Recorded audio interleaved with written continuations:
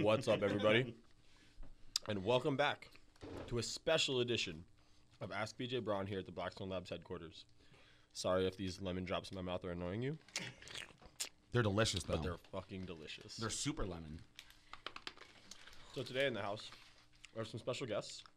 For those of you that don't know, some of our loyal Legion members who started at the bottom and now we here. Dragon and his girlfriend. So, I'm trying to get these down. Yeah, so just so everybody knows, you'll be able to see when you watch the video. Those of you who aren't watching the video, just check out the YouTube video when it's out. But we have gifts all the way from Japan. This is super lemon that we're sucking on right now. It would actually be rude of me not to eat this right now. Yeah, So, it would. So I'm laughing because there's actually a diagram on the back that I'm trying to decipher, but I honestly can't. It's in English. I can't read this part. But when we laugh is that next to it is in English, and all it really is showing you is that there is mild lemon on the interior. In the center, there is super lemon candy. And then on the outside, there is the lemon taste powder. It's all lemon. I'm glad that there's a diagram of where the flavors are Yeah. in this candy. Because I'm sitting here sucking it like, wow, I wish I could figure out no. where the rest of the action is going to happen. Oh, noble. Oh, juicy. It's delicious, though. It is Very really juicy, good. though. Here's the diagram. Highly recommended. Wow. The graphics team that put that together, I mean, they were accurate with. Diagram on the back. It's like I think it's supposed to be like a newspaper comic. That's what it looks like, yeah. It was good. At least that's what they tried. Newspaper comics. Yeah. They taste pretty Now good. on the front of this Japanese candy, there is a very American blonde-haired guy with blue eyes and a blonde-haired girl with blue eyes. So I don't know who they're trying to appeal to. What is the guy saying? He is saying, "Oh, noble." He's saying, "Oh, noble." The girl's saying, "Oh, juicy." That's what the girls always say when Josh is around. It's true. Sure. It's very true. Sometimes they call him Mendango White. Also Anyway. known as Mendango queso. Yes. We also have on the front of the table that only the YouTube watchers will be able to see more Japanese treats. So I'm going to try all of these today. Not on air because everyone will complain. But the reason that we have them is because Dragon and Hitomi are in town for the weekend. They're getting what I call now, this is what I call it, by the way, the Blackstone Experience. True. Good name, right? It's fitting. It's fitting. I already had one of these, what are they? Chestnut? Chestnut. So Kit Kats? I'm very excited about those. These are really good. amazing. As soon as you open it, you can smell that they are not your average Kit Kat. Yeah, you can smell the like. I've even tried The outside of it is like almost like white chocolate, but it's not. And when I went over to say bye to my dad, I walked in there and I was like, "Hey man, I'm gonna go do the podcast, so you'll probably be gone when I get out. So, have a good night, whatever. I'll talk to you soon. If I don't see you this weekend, have a good weekend." And he goes, "Hey, did you try the Kit Kat one? It's really good." Yeah, And I was like, "I'm gonna definitely try that one." So it's got to be really good. that is something your dad It would was say. stuck on his mind. Hey, did you try this Kit Kat? You're like talking about something totally unrelated as you're walking out. He's like, about that candy though. So anyway, we've got some Japanese treats, and we like when people bring us treats. Obviously, we're not gonna say like, "Oh, No, we don't want any. we don't candy. want your fucking treats." Surprisingly enough, though, sometimes I try to buy donuts for the entire office, and the last couple times I've brought donuts in. Eric always gets one, but like I bought like 12 donuts the other day to come in here. I think I could give away 7, and one of them took 2, so like 6 people wanted donuts other than me. I was like, okay, Huh, yeah, interesting. This is what it's like. Working at Blackstone David Labs. got 2 packages of donuts from the attorney the other day, and I don't even know if he asked for them. Yeah, And I don't know. A lot of people just assume that I'm in like certain zones of training or whatnot, so I don't get treats like that.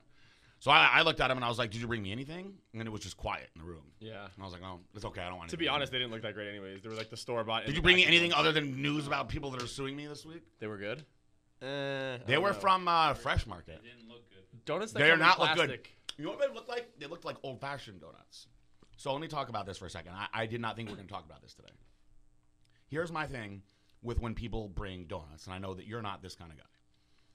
Neither am I. But we think about other people and donuts, and we think about what we would like to eat. When I get donuts for people, right, I actually take the time and I pick really good fucking donuts. Excuse my language. I'm like, give me 4 jelly, give me 3 Boston cream. That's some new shit that nobody knows about. Give me a couple of those. what a lot of other people do is they're giving a gesture, which, yes, is a nice gesture, but it stops there. So they're like, I'll take a dozen donuts, and then they let whatever jabroni at the counter just do it themselves. And when they do it themselves, they give you a variety, and there's always a few bad ones in there, including the old-fashioned one, which is essentially The fuck you donut. yeah. That's the last one in every time. Like when you give somebody a dozen donuts, You walk around the office, you're holding the Yep. box. The old fashions are always the row that's left. Always. how many times have you seen somebody be like, "Ooh, donuts"? Open up the box, see that one, and close it and be like, "Damn, I missed the donuts." You're like, fuck. So like, to me, I'm not gonna allow that donut be a part of my gesture. I'm not gonna let you be that guy. No. Now, another funny segment that we'll talk about and get into for a minute is there's a lot of old people. By old, I mean like my grandpa's age that like those old-fashioned donuts because at one point in time, That's in all like there the was. 30s and 40s, that's all there was. They were like, do you want to go get some donuts? And everybody knew exactly what the fuck Yeah. you were talking about They were because there was like- only one kind They of were like, donut. "Do you want to get some donut?" Yeah. And so one day, we should do a little research on this. Some guy was like, you know what we could do? We can make these not suck. We could like fucking get a turkey baster and cram a bunch of shit inside these. And maybe spread some of the rest on top. And that's when donuts got really cool. Mm-hmm. So it's a nice little side story today. I know everyone's going to get mad at me crunching this in here. I'm sorry. Really But I mean, good. The real credit needs to be given to the guy that came along and started putting sprinkles on it. Mm-hmm. That's the guy we owe it to. Do you remember when Dunkin' Donuts released those cake donuts, the square ones? Mhm. And they were like filled with like cream cheese and like cake type shit? Mhm. Awesome. What happened, Duncan? What happened, Duncan? Where's that? Not much demand, I guess. Or probably a little bit more money is what happened. You got to go to a specialty place for stuff like that. Yeah. Remember Rhino Donuts? Yeah, right until they got shut down. Because of Spearmint Rhino. Please don't sue me for mentioning you on here. The names were too similar, I guess. That's why they closed down. They had a maple bacon one that was amazing. And a lot of people were like, bacon on a donut? It's so good. I know. See, my thing is like, all right, if I owned, let's say, any institution, let's say it was a school, it was a strip club, and I found out that there was a donut shop that was actually a really good donut shop that kind of almost had a similar name. Instead of being a dick about it, I probably would have just been like, yo, you guys want to do like a strippers and donuts collaboration night? Yeah, Like, how awesome is that? It's a it doesn't get no-brainer. any better. It's like a no-brainer. You guys bring your morning people, we'll bring our night people, do something in the afternoon. Like, donuts and strippers, right? To me, like, We'll do it on a Sunday so the kids can come. if there's a Cars and Coffee, why is there not a Strippers and Donuts? That sounds appropriate. It's They like- should all go down around the same time. It should go hand in hand. Maybe we should start the first one in January 2019. I feel like we know the right people to do it. We are the right people. I could get the right person to work all four events, actually, in the same day. I'm sure. More, Anyway. more than positive. Anyway, on that note, so what we're going to do before we answer these questions is I'm actually going to push my microphone over to Dragon. And I told him no pressure. You know, but a lot of people, 1,000 people or so, are going to judge you really hard. But outside of that, no pressure. Under pressure. There's a guaranteed, no matter what, Josh and I know just from looking at YouTube, no matter what we do, there's a guaranteed 1,000 people that will watch the YouTube. Usually it's more than that, but there's pretty much like a 1,000 of the same people for the most part, give or take a few. I'm like 300 of those views, so. There's like a solid that I've realized like with this podcast, I don't know what the listen numbers are. I don't even know how we I think it's great that many people actually want to watch us talk for an hour. I'm surprised. Like, So I there's am like a solid 1,000 that surprised. will watch us. Thank you to everybody that watches and Thank listens you, to us yes, of because we course. are, you know, basically just retarded meatheads. Like, Yeah. there's not a whole lot going on. But Like, oh, let me see what these idiots look like while they're talking. let's see what these retards are saying this week. So, Oh, there's no podcast this week because he's out looking at boobs? Okay. Yeah, sorry. All right. Anyway, so without further ado, and I'm gonna let Dragon, you're gonna take over my duty for a minute. I'm gonna push the mic over to him so he can talk a little bit. Say hi. Hello. Hi. So, And that's it. You're taking over the rest of the show. You want to answer the questions? oh, you want me to answer the questions? When the questions great. come, we'll all do some questions. But anyway, I just found out. Here's a great way for you to start out. Today is the anniversary of what? Well, No, tomorrow. Actually, Yesterday yesterday, yeah. 1 year ago yesterday is when Blackstone Labs accepted me into the Legion program, right around when the Legion program started. Yep.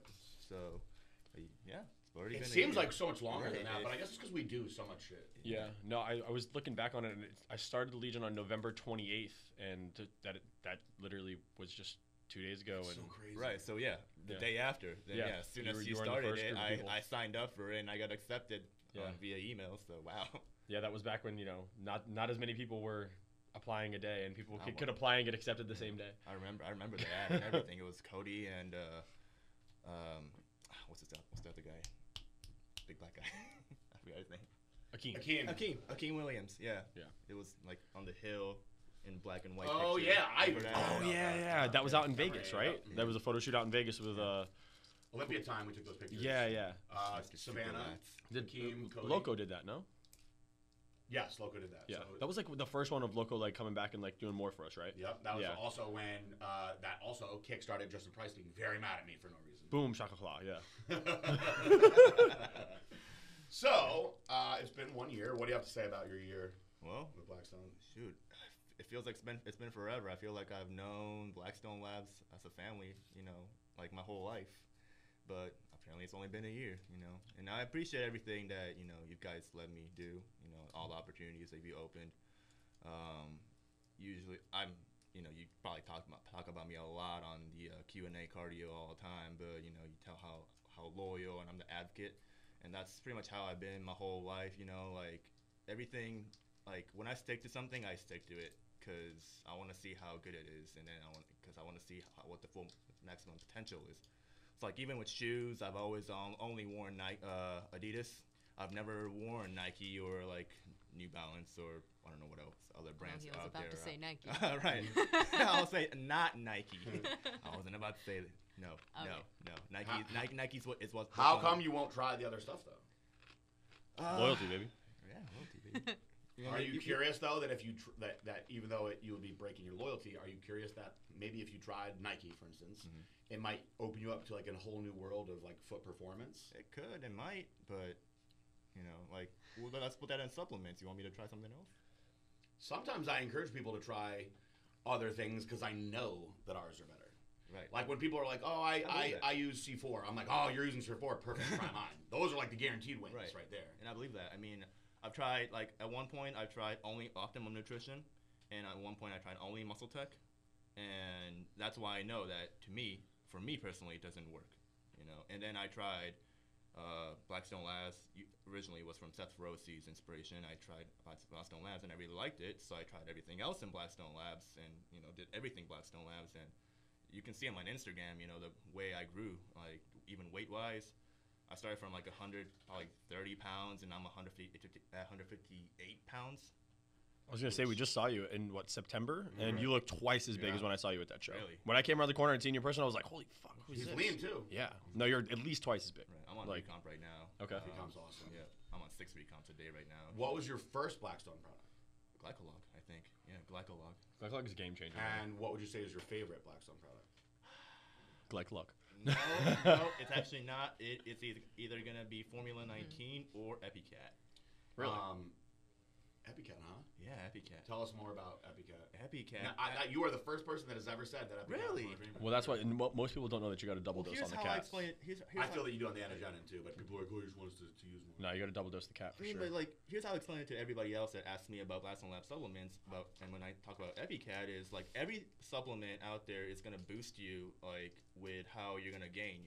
It's gonna help you grow faster or make you stronger. But you can do all that stuff. It's like in an analogy, if you have a really good motorboat and you put a really good engine or motor on it or whatever, if you have an anchor attached to it, you're just gonna, no matter how great your engine is, you're gonna be slow. If you take that anchor away, which is what EPI Cat does, That's a really good way to look at let it. you go. Yeah, That's how I see it. Very good analogy. that's a very good analogy.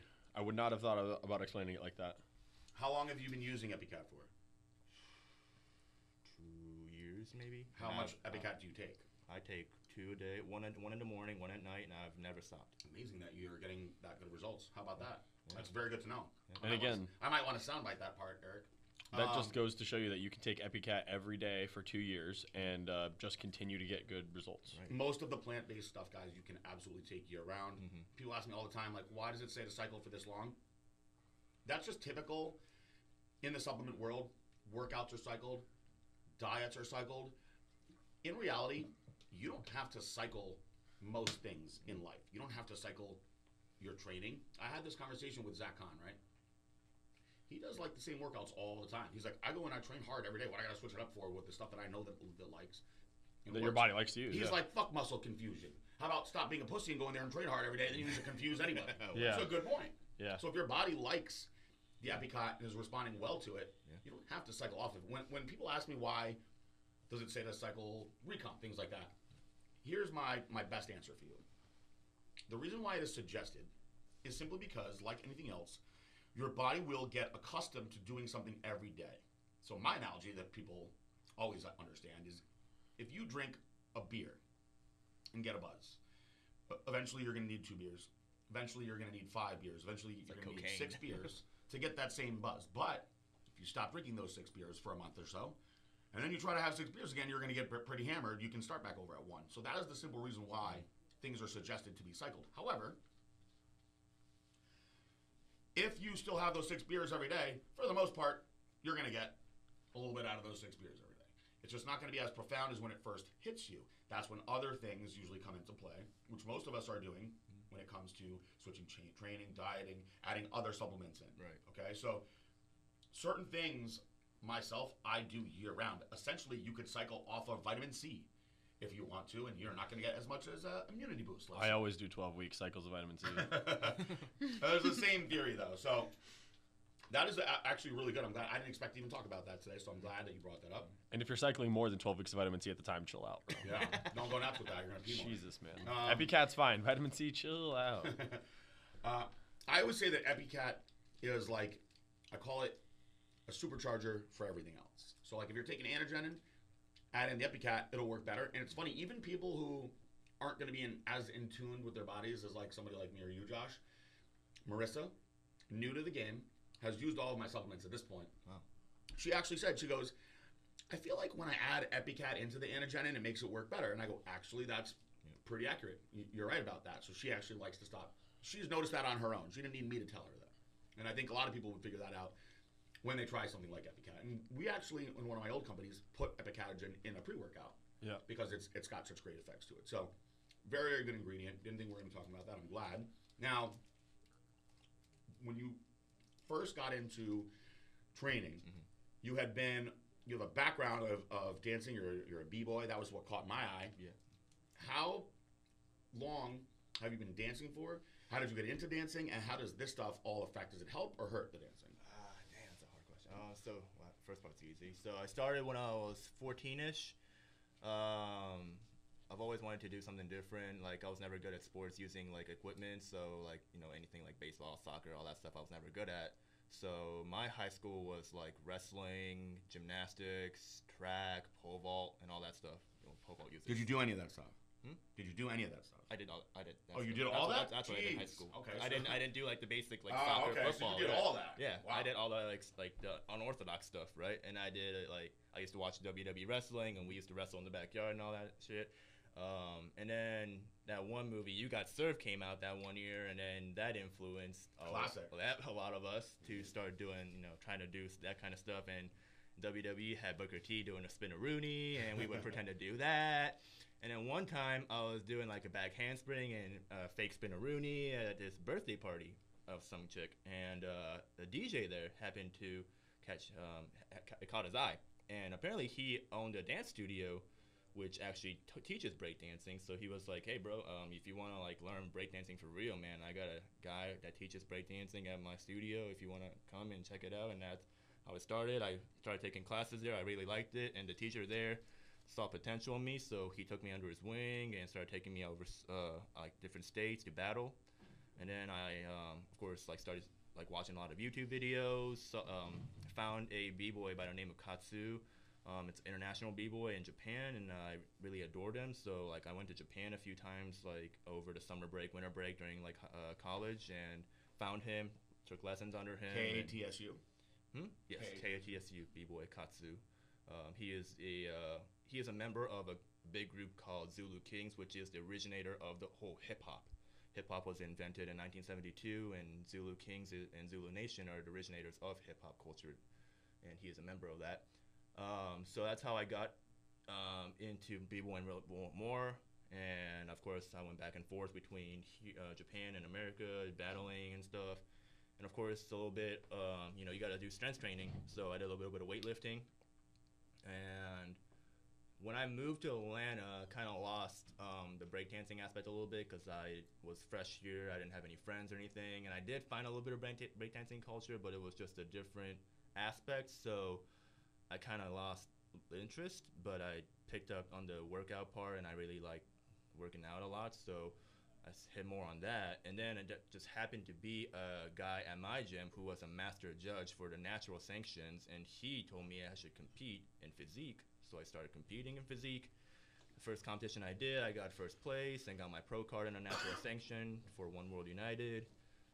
And then, yeah, I think that's the whole story. What year was it when you started to do the competitions?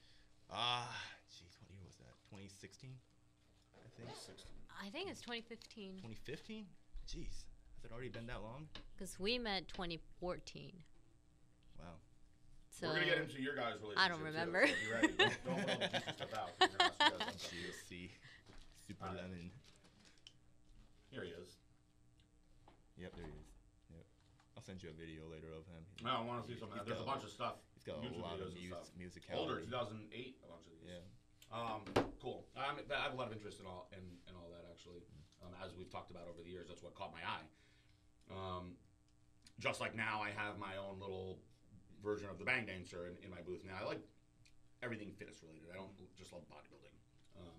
We are a very diverse group at Blackstone Labs. I like movement, is what it is, Yeah. which I Right, it catches eyes. personally was going to.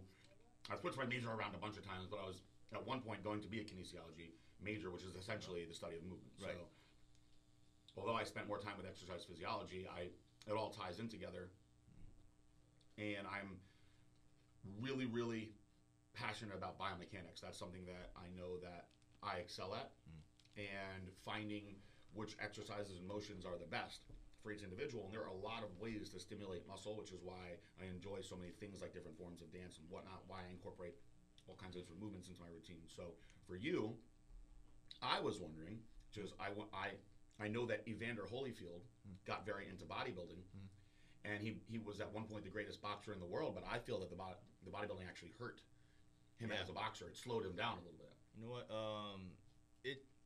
It pretty much depends. I think it's a myth that being big and being a bodybuilder is gonna make you less of an athlete.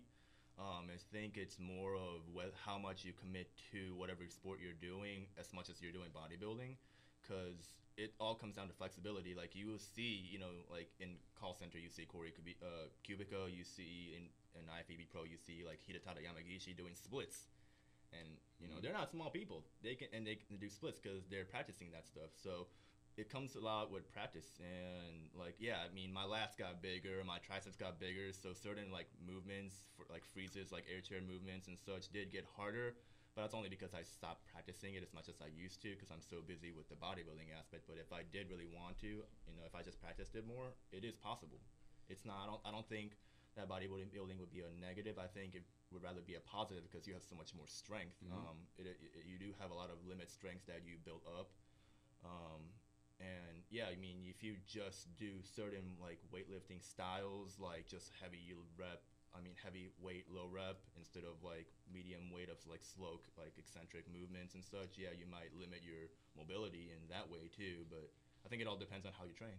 Of course, that's a very good answer because realistically, the way you look doesn't really have a correlation with athletic ability or performance. In fact, the way you look is based around hypertrophy training, which is going to build the muscles the most. But to be as explosive as possible, static versus dynamic training are very, very different. Dynamic training, which is what you see most of our, you know, javelin throwers or Olympic athletes doing, is going to make you far more explosive than static training, which is slow and controlled, which is what most bodybuilders are doing. So it all comes down to training for what you want to excel at. Right. Out of curiosity, when you got into bodybuilding, who were you motivated by or inspired by? You know, whose look did you maybe want to emulate? You know, who do you still? Back then, well, I've been doing physique. I've always done physique. You know, I don't know if I might ever change it, just because you know my stature's so short and small. I think physique's better for me. But back then, I used to admire Steve Cook when he used to compete, he had a really good stature, but he kind of stopped and kind of skewed off to a different lifestyle. Right, and ultimately, like, I know everybody, not everybody, a lot of people don't like him, but I do really adore Jeremy Buendia's physique. Great physique. Yes, I really like him, especially the way his chest like caves with that line in. A lot of people do hate on him for his personality, but I actually do like him for his personality because I think he's being real. Like, I don't really like the type of people that are just like nice on social media just to be fake and try to get attention. I think people should be real, and Jeremy is real.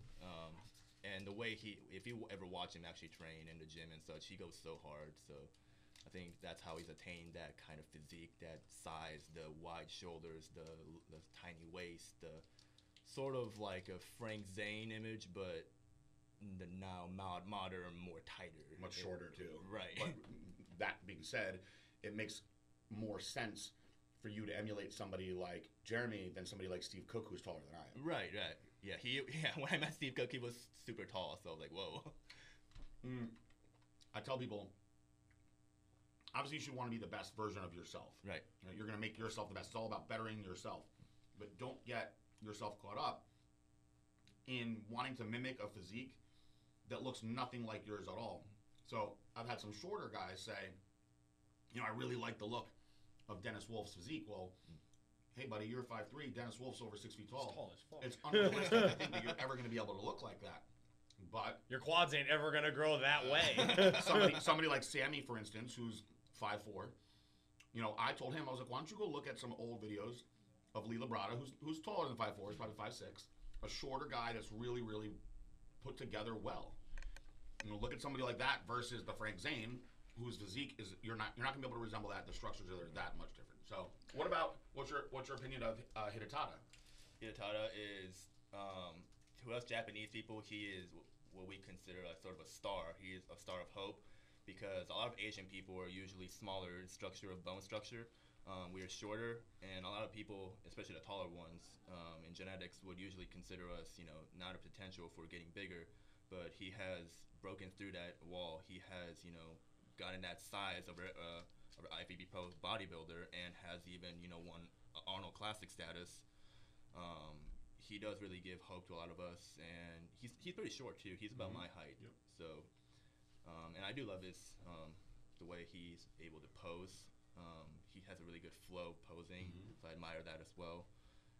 Very good personality as well. Hidetada is older than me. He's been around for a long time, and when he first came on the scene, I was fortunate enough to be a part of that because I've been in this industry for a long time.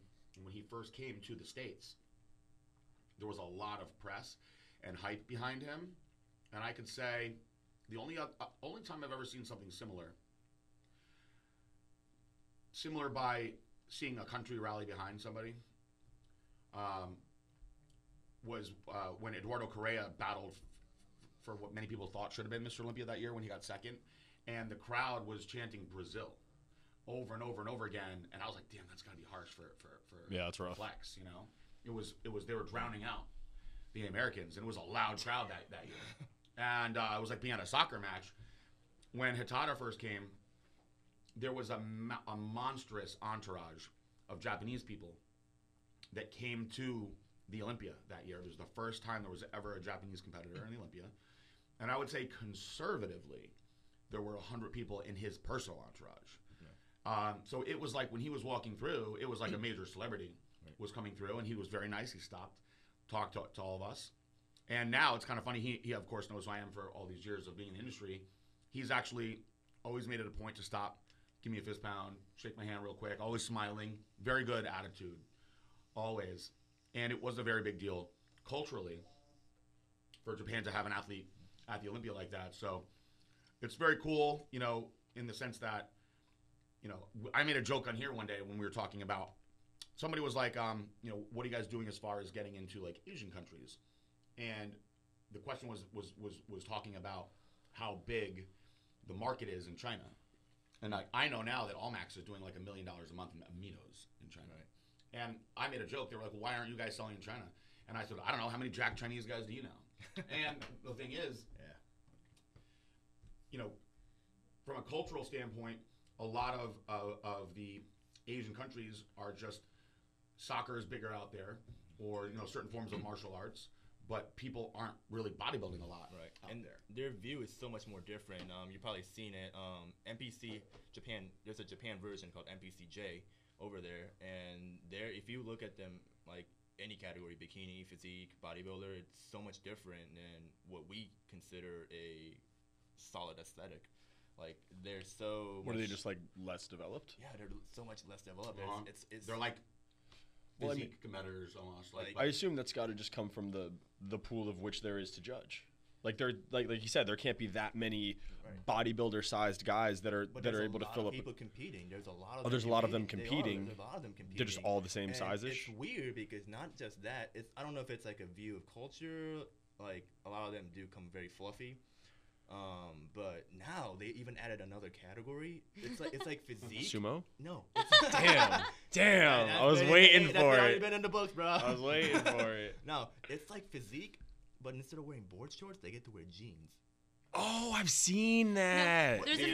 There's another crazy one. I've seen a post of men's physique looking guys wearing jeans, but not just jeans, but they were wearing white tank tops on top. Yeah, of like it. So white they're beaters. covering Yeah. everything. hilarious. It's like, what are you actually Just showing your us? The arms. funny thing is, there used to be a one-piece round in figure years ago, and I used to make jokes. Me and Palumbo, when we would cover the shows together, he'd be like, "I don't understand the one-piece round," and I was like, "They should do a tank top round for the guys," I was like, "I'd kill it in that round." Yeah. They do that in Japan right now. Right? Right. Like how many times do you go to put on like your shirt like in off season? You're like, damn, I look fucking good in a tank top Yeah. though. You're like, if I could just get on stage like this, I'd fucking crush the Dennis competition. James was the king of that. If he's hearing this, he'll laugh when I see him. I've never seen anyone look freakier in a tank top than Dennis James. Just the shape of his structure. I don't know. Billy's out there in a tank top right now, and I don't know if it's just because it's Yeah, purple Billy's or what, but he pretty looks big. like the fucking Hulk. He's pretty big. Like I think that purple is literally making him look at least 15 pounds bigger today. There's some thirsty ones running around there. So Oh, I know it. I know it. It's so funny too. So, So- you are 28. Yeah. And you have been bodybuilding 5 years, training 5 years. Just about. That's crazy to think that you're older than I am. Yeah. How old are Just looking at you and me, I would think I'm older than you. Yeah. I'll be 27 in January. you? It's the. So. It's It's the it's crazy to me because like Marissa is younger than all my little sisters and brother, and that's super weird to me because they're like my little sisters and brothers. But you know what? It's funny because I think about that sometimes. Like when me, you, Marissa, and Tara are hanging out, and I'm like, she's the youngest one. That's fucking weird. Yeah, Because it she is. seems like she's right there with us. Yeah, You know what I'm saying? It's Like, very interesting. So all right. So 28, 5 years. Yep. Competing. Yep. What do you do for work? I'm actually not working right now. Previously, I worked at a company called YKK, which makes zippers. Pretty much all zippers you see on your. you worked at pants. YKK? Yeah, you know YKK? That's fucking epic. Yeah, Really? That's pretty fucking cool. You know about it? Yeah. you should. I don't know about How do you not know Look at YKK your zippers? jeans, it's- Yeah. it's If you look at definitely the YKK. zippers on your jeans, If it'll you say YKK Have you noticed on what it. I wear every day? Have you ever listened to fucking You Outkast, wear dog? suits, don't you? I wear fucking mesh shorts every day of my life and the same shirt. You every wear. day of my life. You wear. I mean, suits I every understand day, that. yeah. That is true. You don't really have very many Okay. zippers. That's But, true. like, ISO bags, the zippers on ISO bags are also YKK too. Yeah, most zippers are YKK. A lot of- YKK on your zipper. Yep. I know. You've never listened to Outkast. My suits mean- are custom made, and I never paid attention to where they're getting their zippers from. That's So- pretty cool, though. Yeah, so I work there and recruit in the HR division as a corporate recruiter because the USA headquarters is in the Kennesaw Marietta area. I actually stopped, and now I'm kind of leaning to go into my personal trainer side. I've been holding off my personal trainer career for 5 years, just working in the office side, but I'm kind of tired of just playing it safe. I figured that leaning towards the personal trainer job would sort of enhance my Blackstone career as well, just like how Karen does it too, and probably how Jen Aguirre. Well, both of them are killing it, so they're both very, very successful. If you coach, your Blackstone sales also goes up. Goes So hand in hand. I do want to do that. Yeah. So I've been working on that right now, sort of building my online site and such. I do have an ISSA certification as a personal trainer, So hit him up on his IG. Plug your IG. He's certainly influencing many people, as is the way a trainer would. So you've got the right personality and look for it. So when did Hitomi come into the mix? Well, I met Hitomi when I moved here. Surprisingly enough, she's like me. she's a Japanese American. She was born in New York. Do you want to say? Where in New York? Port Washington, Where is that by? 'Cause Long Island. Oh, okay, you're Long Island. Yeah. But don't ask me local stuff because I was only 8 years old when I moved away from New York. So I don't really know a lot. And then you went to Atlanta. To Japan, actually. Oh, so wait a minute. You started out. Started out in New York. Went to Japan. 8 years in New York. Moved to Japan. Lived in Japan for like 10 years. I graduated high school in Japan. But I did not like the Japanese culture. I moved back to the States by myself. So all my family is in Japan still. How often do you go back to Japan? When I was in college, I used to go every Christmas break. But ever since I graduated, I've only been twice. But those were like family emergency related stuff. So it wasn't pure like vacation. So it's safe to say that you do not miss Japan. I do miss my family. I do miss food. I do miss those kind of stuff, but I don't miss living there. So you love living here. Yes. Now, what I didn't ask you, what's your Japan? When were you there? I've only visited there for the breakdancing aspect. Every summer, winter break, especially during college, I went to Japan, to the Tokyo area to study under B-boy Katsu. I did visit there for family when I was a kid, but not too much to what I remember. So, but my whole life was born and raised in St. Louis, Missouri. See, I've not been to Japan, but I'm very interested. A few people in here have been to Japan I think before. Eric's been to Japan. Actually, one of the girls that was here at the Girl Master Friday today, Courtney, I don't know if you met her at all, the blonde-haired girl with Heartbreaker. She's actually been to Japan before and Really? raves about the food there. She was telling us We how much talked she about it, loves yeah. Japan and she wants to live there and everything. Yep. Like, I've always that's been one of the places that are high on my list of places that I want to go. So hopefully I'll get to go there. Maybe. I feel like I'm sure it's a Maybe nice we'll all place go to together. visit. I won't have to worry about getting a translator. we can expand our market to Japan. When I go to all the Latin countries with Fabian, I need to have a translator for him. So we need to expand our market because Japan, I heard is huge. It's the main distributor, and a lot of people over there use like Gasperi, and probably because of Hidetada. yeah, but we should expand. I feel like people always say like when they visit someplace like, oh, I want to live there, and it's like, yeah, until you move all your shit there, and you're like, oh, wait a minute, hold on, now I gotta do this like money converting and like, wait a fucking minute, I don't know what the fuck these signs mean. Like, I can tell you how many people will feel that way about California just from doing it. Oh, bro, when I moved out to California, I was like, this is gonna be great, this is gonna be awesome. Lived out there for 2 years because I left Florida thinking like this is the worst place ever. Why would my mom ever pick Florida to live? I hauled ass back here 2 years later and was like, why did I ever fucking leave? Yeah, I was ready to go back in about 7 months. I wanted to be back in New York, not Connecticut. But I ended up down here where I love it. I mean, and I don't even necessarily mean Florida. I just think like it's funny whenever an American goes to a non-American country and they're like, oh my God, it's so much better. I want to live there, this and that. It's like, it's not. I feel like you have that view because you live here right now. And then if you go over there about 3 months in, you're going to be like, damn. Yeah, I don't know. I miss like this Americanized thing and that Americanized thing and like this Americanized thing that I just can't physically access at all here because it doesn't fucking exist. All right, I'm gonna quickly sample the Dude, Japanese those are Kit good. Kat. Those are so good. We don't have that here, which I'm disappointed about. Chestnut flavor.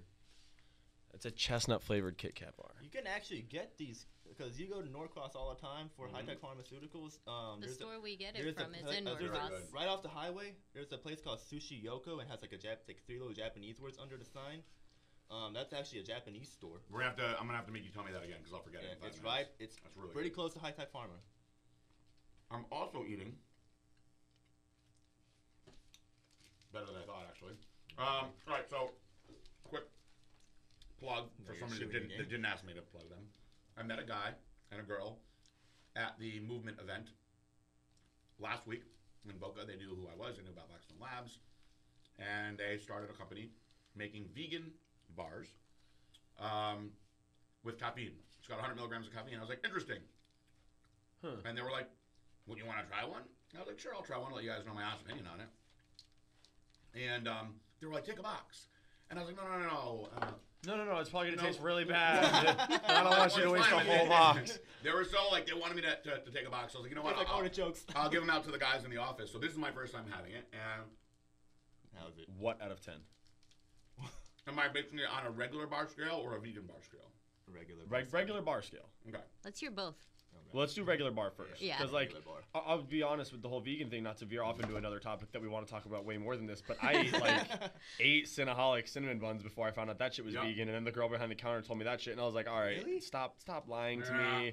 What is the hook that you put one vegan ingredient in here, and you can call it vegan? She's like, no, it's actually all vegan. I was like, all right, enough of the bullshit. Are you serious? That's vegan? Yeah, it's all Whoa, vegan. I didn't know Yeah. that. Yeah. And I was like, okay, Vegan. I'm going to keep buying them. I don't care. now you're Just gonna eat tell double. me They why don't you can use say milk that. or butter There's or no it's gonna blow your mind, Nope. dude. And next time you eat it, I it's an swear anomaly. to God. It's a- I had the shit anomaly. in my mouth, and I was like, no, I can physically Yep. taste. There's eggs in there, lady. She's like, no, there's not. Ooh, there's a crunchy part. I taste plants. Yeah. What is that? No, it doesn't taste vegan Was that a piece at of all. coffee? Piece of coffee. Wow, is that like a coffee bean? Something crunchy just got in there really good. You just bumped Makes it me up. wanna Was try. it good, or was it It was questionable? I don't know if that was like a piece of like espresso or something crunchy in there that they put in there, some kind of dark chocolate chip or something maybe. That A peanut butter? A peanut The butter flavor says It says dark coffee chocolate. berry. chip? A peanut Is that a thing? Coffee berry? coffee berry. maybe that's what that little crunch was. Let's see. Organic peanut butter. You know what? All right, that's it. The Colonel's gonna give you a rating. Is that it? Since we still haven't gotten a Oh, zero, there's pea protein crisps in it. Maybe that's what it was. 0 to 10 rating for a protein Dark bar. chocolate chips. That's what I had.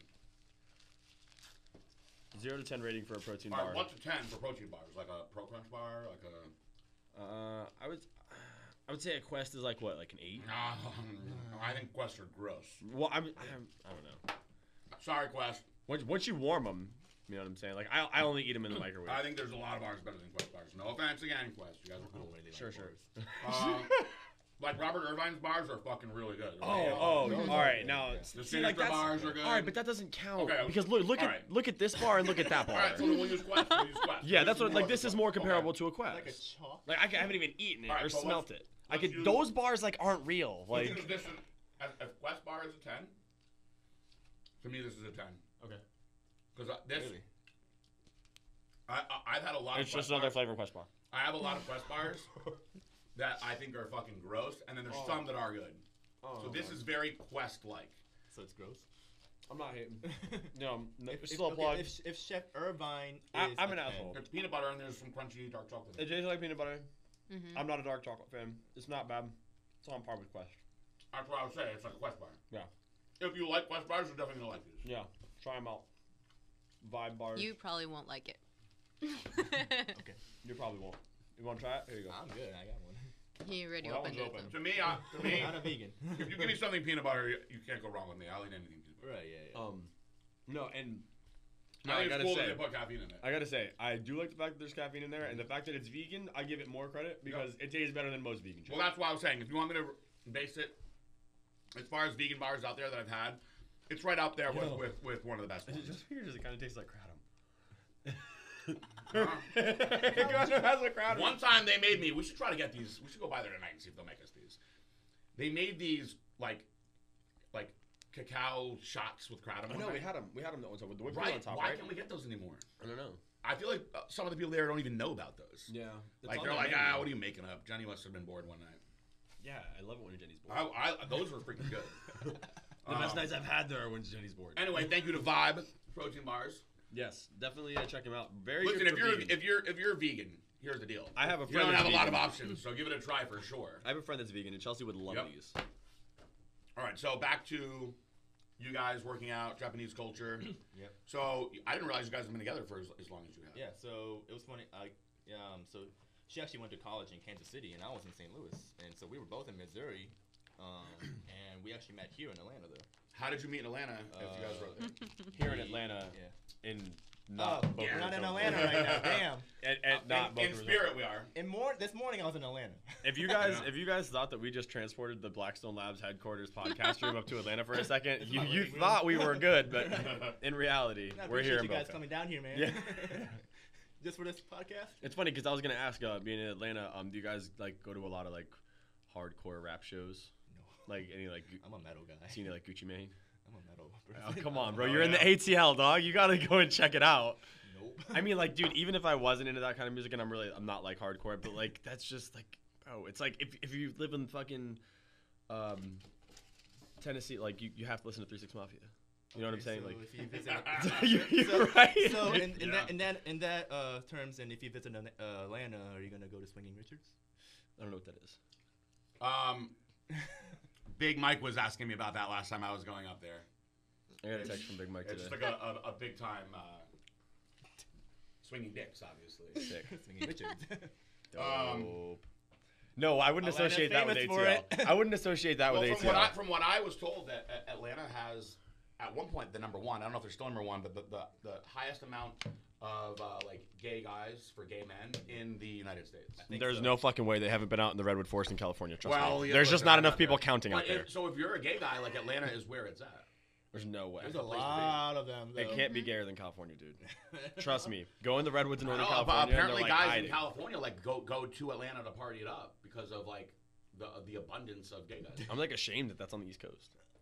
I thought that was like just like straight up like the West Coast was the mecca for that, and like the East Coast was like the good old boys. That like, the liberals have man, taken over. damn it. I thought we were. Yep, that's they are known for that. I thought we had this thing figured out. Nope. Like, Not yet.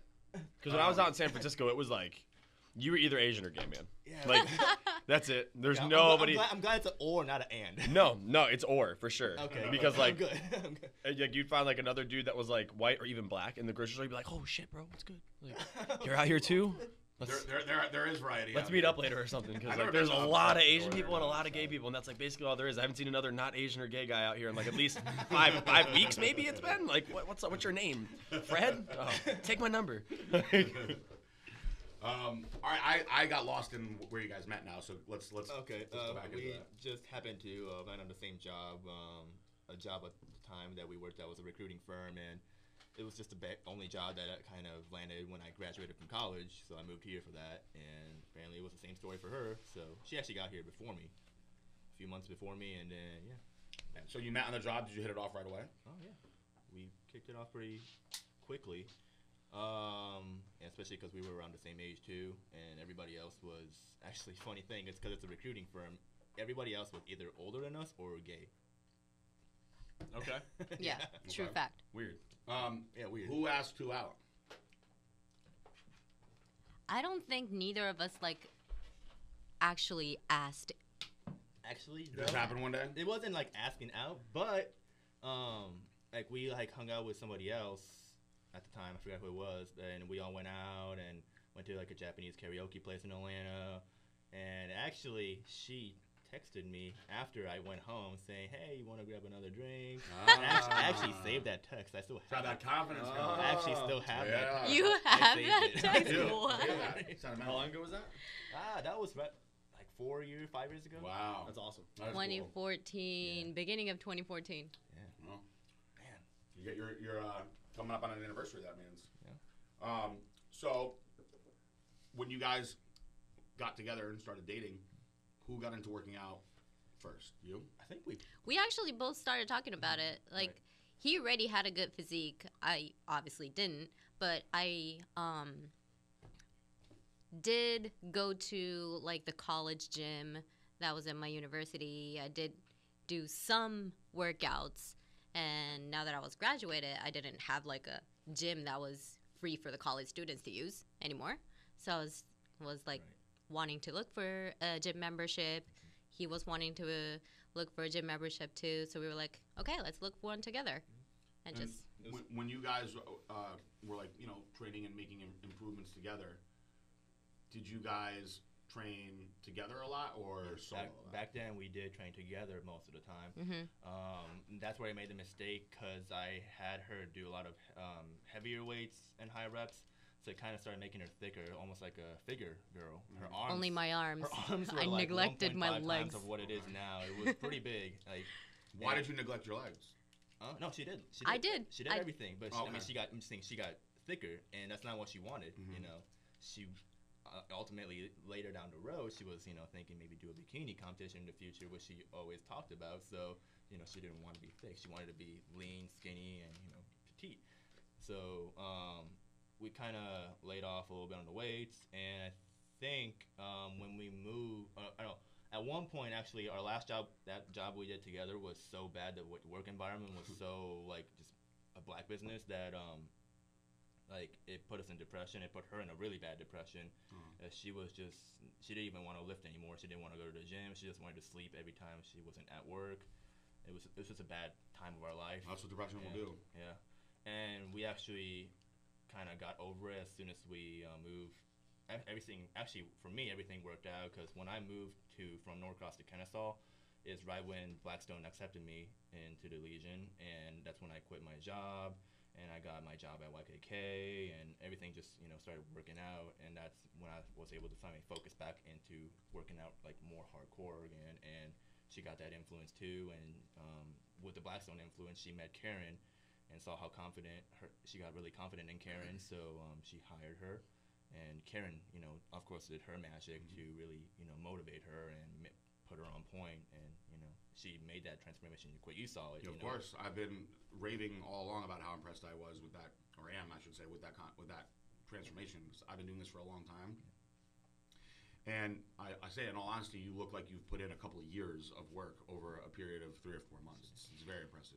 It was probably some muscle memory too from those days I used to work out with Dragon, but because of that work environment thing, I took, I believe, over 1 year off completely from any dieting, any workout, any cardio whatsoever, because I was starting to hate lifting weights, which used to be the oasis to my heart, and I didn't like that. I was like, I don't want to have to hate this. It's supposed to be a lifestyle that you love doing. So if I'm starting to feel that way, I'm just going to completely stop until I'm ready to get back. So around February, beginning of February this year, actually, is when I finally got ready to get back.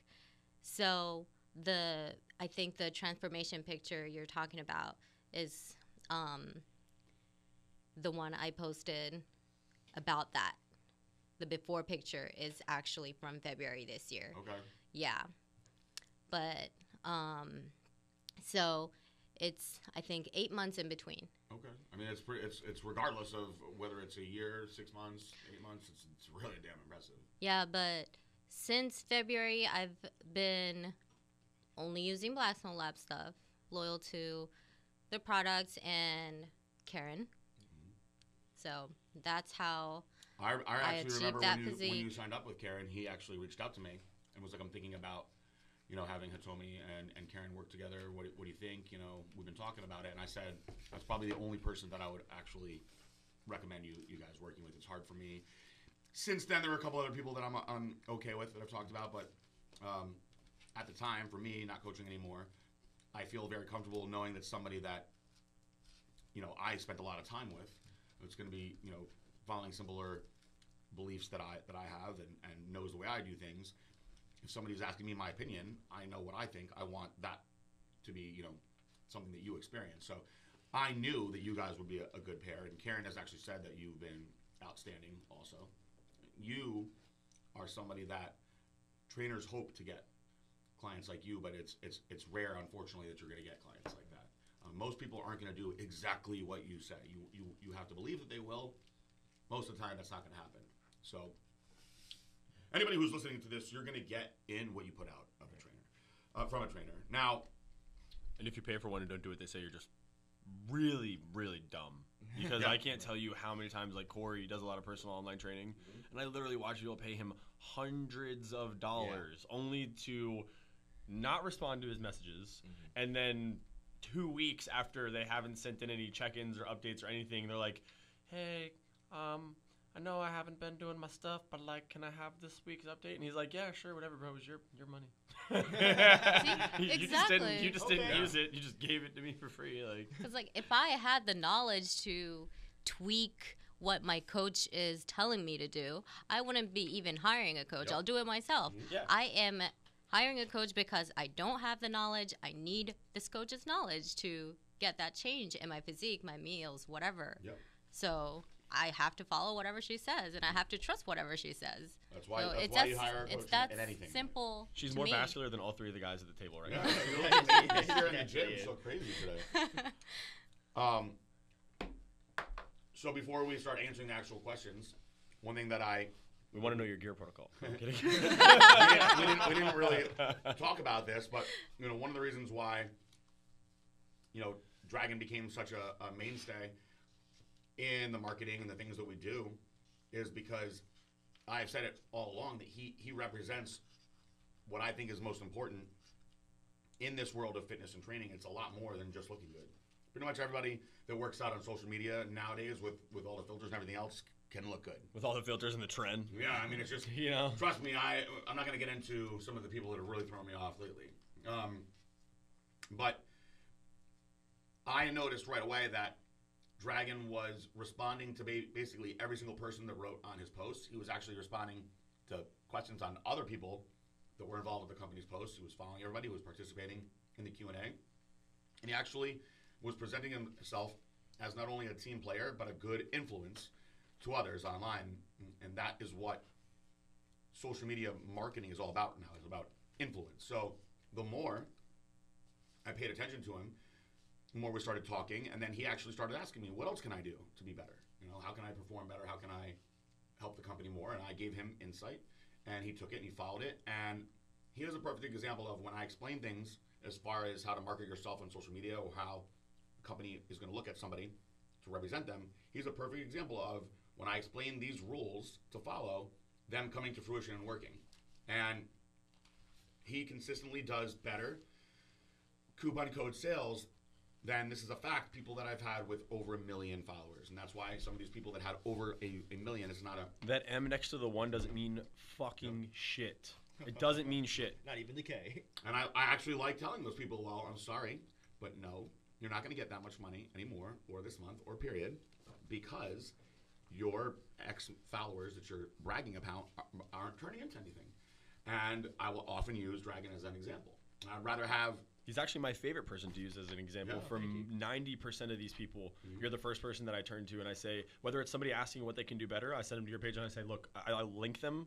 I can't tell you how many times I've linked people to your page and written a little bit about you and said, look, this dude, and just to give a little bit of a spiel about my Dragon since he joined the Legion was, it's funny because when you joined and I read your name, Dragon, the only other Dragon I've ever known in my life was a neighbor that I had, and it was an old man. And when I met him, he said, my name is Dragon. And I was like, all right, buddy, quit fucking with me. What's your name? And he's like, no, my name is Dragon. And he showed me his driver's license. And sure enough, he's an old white dude, and his name was Dragon something. Is he like German or something? No idea. I have no idea. He was very, very old, was very sick, but he was always outside of his house. He was very sick. He was very sick and very old and very frail, but it was always outside working, non-stop till the day he died. Insane work ethic. Like, he didn't have a job, but made jobs for himself. He was a dragon. He was just like a dragon. He literally just, until the day he died, never stopped working.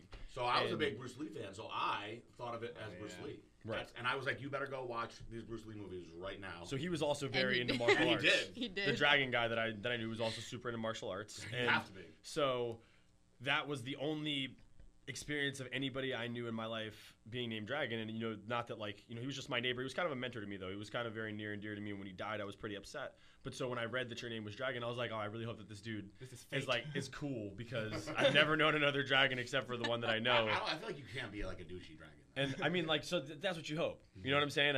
The only dragon I know is awesome. So I hope that this one doesn't disappoint me. And I got to say, man, you have been one of the most enjoyable members in the group, without a doubt, to use as an example of what I would like to see people do, and to use as an example for people whose egos have way overblown their britches and have no idea where they actually sit in the universe because they think that they're bigger than the sun and everything revolves around them. I'm like, look, this is an Asian kid that is half as tall as you that breakdances who's killing your fucking numbers. So please, by all means, take a fucking seat. Yeah, talk about how amazing your genetics are and how everybody wants to be like you. I think you're such a cool fucking guy. Yeah, well, chill out, because some dude who likes to dance for his fucking hobby is killing your shit. So why don't you lighten up a little bit? By the way, so there's obviously people. We use you as an example perhaps too much, and there's obviously been a group of people now who have become jealous of Dragon. Yeah, I felt that. And he's gotten a little bit of it. We talked about it the other day, but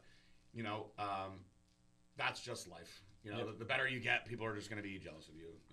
I don't think that you should stop doing anything that you're doing because you're very likable. People like you a lot. I mean, there were people that came here today just to meet you.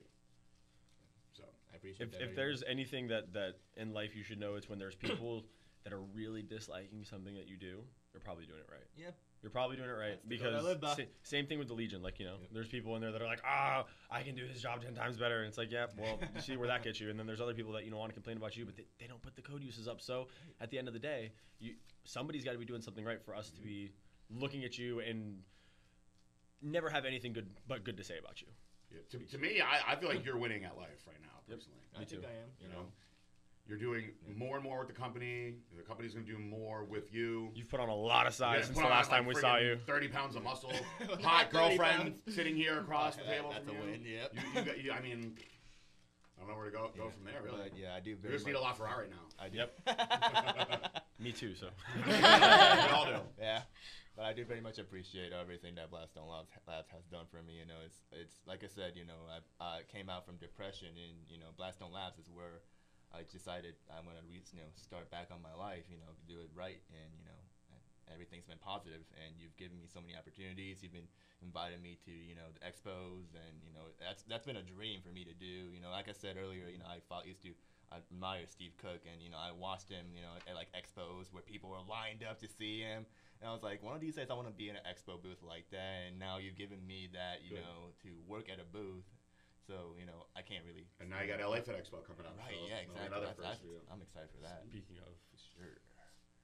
got quite an interesting invitation for out at the LA Fit Expo. Oh, good. We'll talk about that when we can. We definitely won't talk about it on air. One more thing I want to ask before we answer our questions, because I didn't ask it yet, is for Hitomi, what is your favorite supplement from Blackstone Labs? That's a tough one for me too. Give it to us.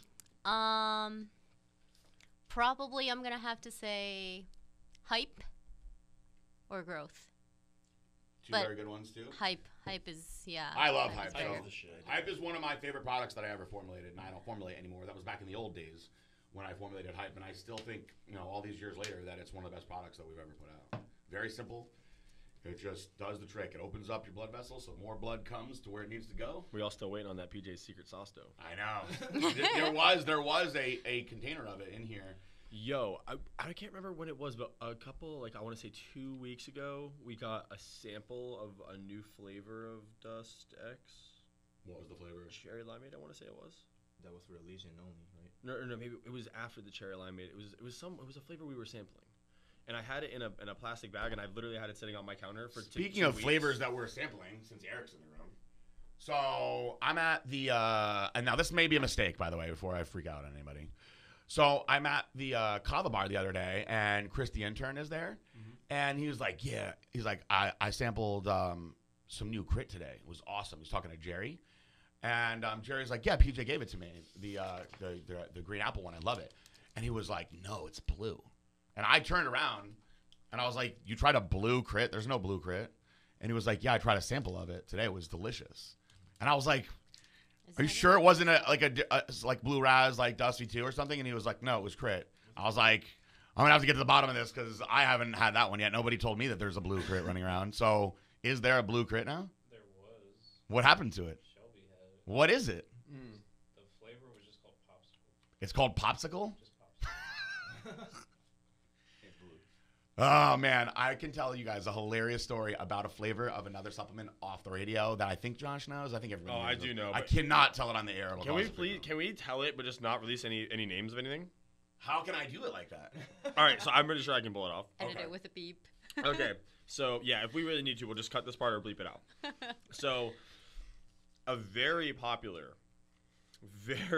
fucking popular flavor and pre-workout. Yeah, so you guys know I'm like friends with everybody in the industry, so we all talk about this stuff. Like a lot of us company CEOs and whatnot, we're friends, so we throw these things around to each other. And you know, there was a formulation that tasted great, and everybody loved it. And one day, they went to go make another batch of it, and it was not. It's the same ingredients for the flavor profile, but just mixed up in a different order.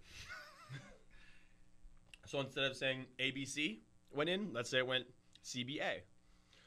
But it all went in the same way. Okay. And because of that, it came out, you know, slightly different, but it's the same. It is exactly the same. Exactly the same flavor. Exactly the same. But because it came out slightly different from the way that they used it together in combination. And the color came out a little different. Really? that's one of the kickers. And they just called it a new flavor, and people rave Yes, over and this they amazing actually, new a lot flavor. of them think it's better than the other one, and And a I'm lot of them laughing. say it's so much the better. same. And it's the same flavors. And it's been really good for that company because it's they have awesome. 2 home run flavors now. It's 2 home run flavors that are really just the same flavor that nobody fucking realizes. I really want to know which company. I'll tell you. We'll tell you later. I'll tell you later. But like, oh my god, it's so great, and it's not even that. It's very funny. It's not even that you don't know, because the very first time I tried the second one, I was like, tastes a lot like the first one, but different, I guess. Because like before you know that, you're like, it Different color. must be different, and it's not even necessarily a different color. It's actually the same color, just there's so much funniness Different to shade. it. no worse. It's even more similar than that. I hope I'm not one of those stupid ones. No, you won't be. We'll tell you guys. No, so and it's just funny because like I gotta tell you, both flavors, obviously the flavor is very good. Yeah. It's delicious. It is actually probably one of my most favorite pre-workout flavors that we don't make. But at the end of the day, it is hilarious what people will believe when you tell Yeah, it's them. amazing. We got to start doing stuff like that, I think. Yeah, we have lots of ideas up Colonel Feezy's sleeve that we have yet to utilize, but I feel like someday they're going to come to fruition. It's going to be hilarious. I We'll made troll the world. when he was talking about PJ's Secret Sauce, I made like the most complete exercise formula of all time, and we were going to call it PJ's Secret Sauce. And we really didn't put it out. The main reason being, it would cost a lot of fucking money.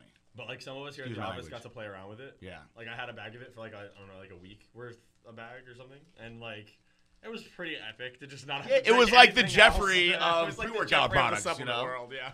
Have you seen Get Him to the Greek?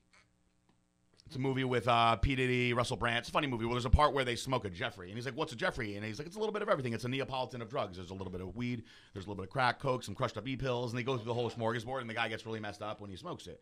So, like like, stroking the fur wall. this was basically like the Jeffrey of the pre-workout world. It had hype in it. It had most of what's in Dust Extreme in it.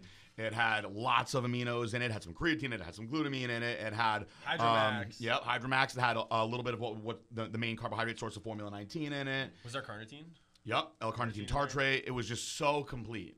The problem It was is overly complete. It was so complete. the that it scoop was too like that expensive to big, produce, and yeah. it was like our cost was going to be like $25 to make it, which means Which means you guys would yeah. have been paying 10 bit now. Yeah, it would be like $100 product, you know. So anyway, maybe you'll see that someday for the we'll call it PG Secret Sauce for the elite. But even then, all those guys out there that are like complaining about the size of the Dust X scoops now, like you The scoop was it's like huge, 4 of yeah. those. It's like 4 Dust X scoop size, and you're just like, are you sure this is all of it? No, it was like literally like taking like your coffee mug and scooping it into a thing. That's Yeah, what but it when was. you looked at how much shit was in it, it was actually impressive how Yeah. many supplements were properly dosed in that one scoop. It was impressive, but it was just so damn much to drink. And you definitely needed a funnel. There was no way it you was were awesome getting though. anything It was a without cool a funnel. product. The most unlikely of people in here wound up bogarting all of it. Clay. What? Yeah, he hid it for a while. Why? He just loved it for some reason. Every now and then I'd be like, yo, where the fuck is my secret sauce? And he'd be like, do you need a scoop? Do you need a scoop And of I the would secret be like, sauce? yeah, I need all of it. But Yeah, it's PJ's he kept it hidden. secret sauce. And I kind of like respected the fact that he liked it. What are we doing naming it PJ's secret sauce? It should have been Clay's secret sauce. We should just call it Clay's secret. We should just call it Clay's stash. Anyway, so at this point, thank you guys for giving a little background on the Legion and No, get out. yourselves. No, I'm kidding. Now we're gonna answer some questions, and we're gonna lightning round these. I think at this Lightning point. round. Yeah. Just lightning round. 'em. No, we it's already 7:14. It's a good time. And how long has this podcast been so far, Eric? I think we started at like 6. Over an hour. How about that? Boom. Hour-long Coffee interview for you talk. guys. Now we got the last. You know why? It's because I'm eating all these Vibe bars over here, going crazy, You know what? I'm gonna eat another one of these. slamming all these super lemons. I got fucking sugar pulsing through my veins. Whatever's in that sour part. This is yeah. I mean that's the super lemon's in the middle. The mild lemon is outside of that, and then it's the lemon sour taste powder on the outside. I like that powder. I need to get myself like a sack of that powder. Yeah, sour it up. Sour sniff, they call it. I believe it's called nose candy. Nose candy. That is the official name. Imagine putting these in your nose and sniffing it. That's what we were saying. I imagine that if you did do that, it would burn pretty bad. No, that's what all the cool kids are doing. But it would be sweet after. All right, I gotta stop eating these for I real. don't think so. I still have fish, candies, and shit to eat over there. So All right. I'm scared of this. Oh, it's so light though. I feel like it can't do that It's much like a damage. corn snack with a little bit of flavor. You can't really. I know. I just Is it fish flavor?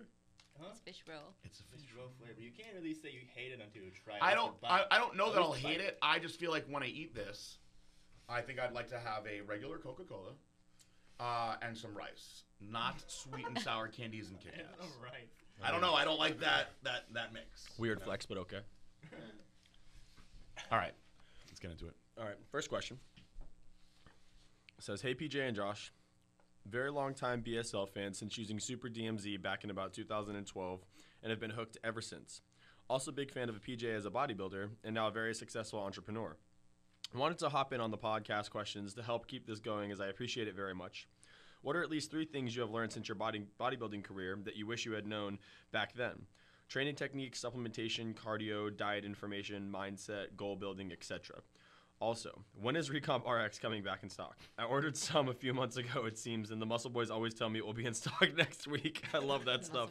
As always, thanks for everything you guys do and for staying loyal to being the best supplement company there is. Taylor DeLosa at TS DeLosa." All right, so I'm going to answer the Recomp one first. Let's get this out of the way. Recomp is something that, unfortunately, guys, is always going to be going out of stock. And I'm not saying this to tell you to just buy a bunch of it when it comes in, but realistically, you should. I'm going to explain why. The reason There's why is because only- all the ursolic acid is in the forests in California, which are currently on fire. So until those fires go out and they can regrow those forests, all the ursolic acid is not going to be able to come back in full force. So that is partly true. So all of the ursolic acid is in one spot. And fortunately, my manufacturer buys all of it when it's there.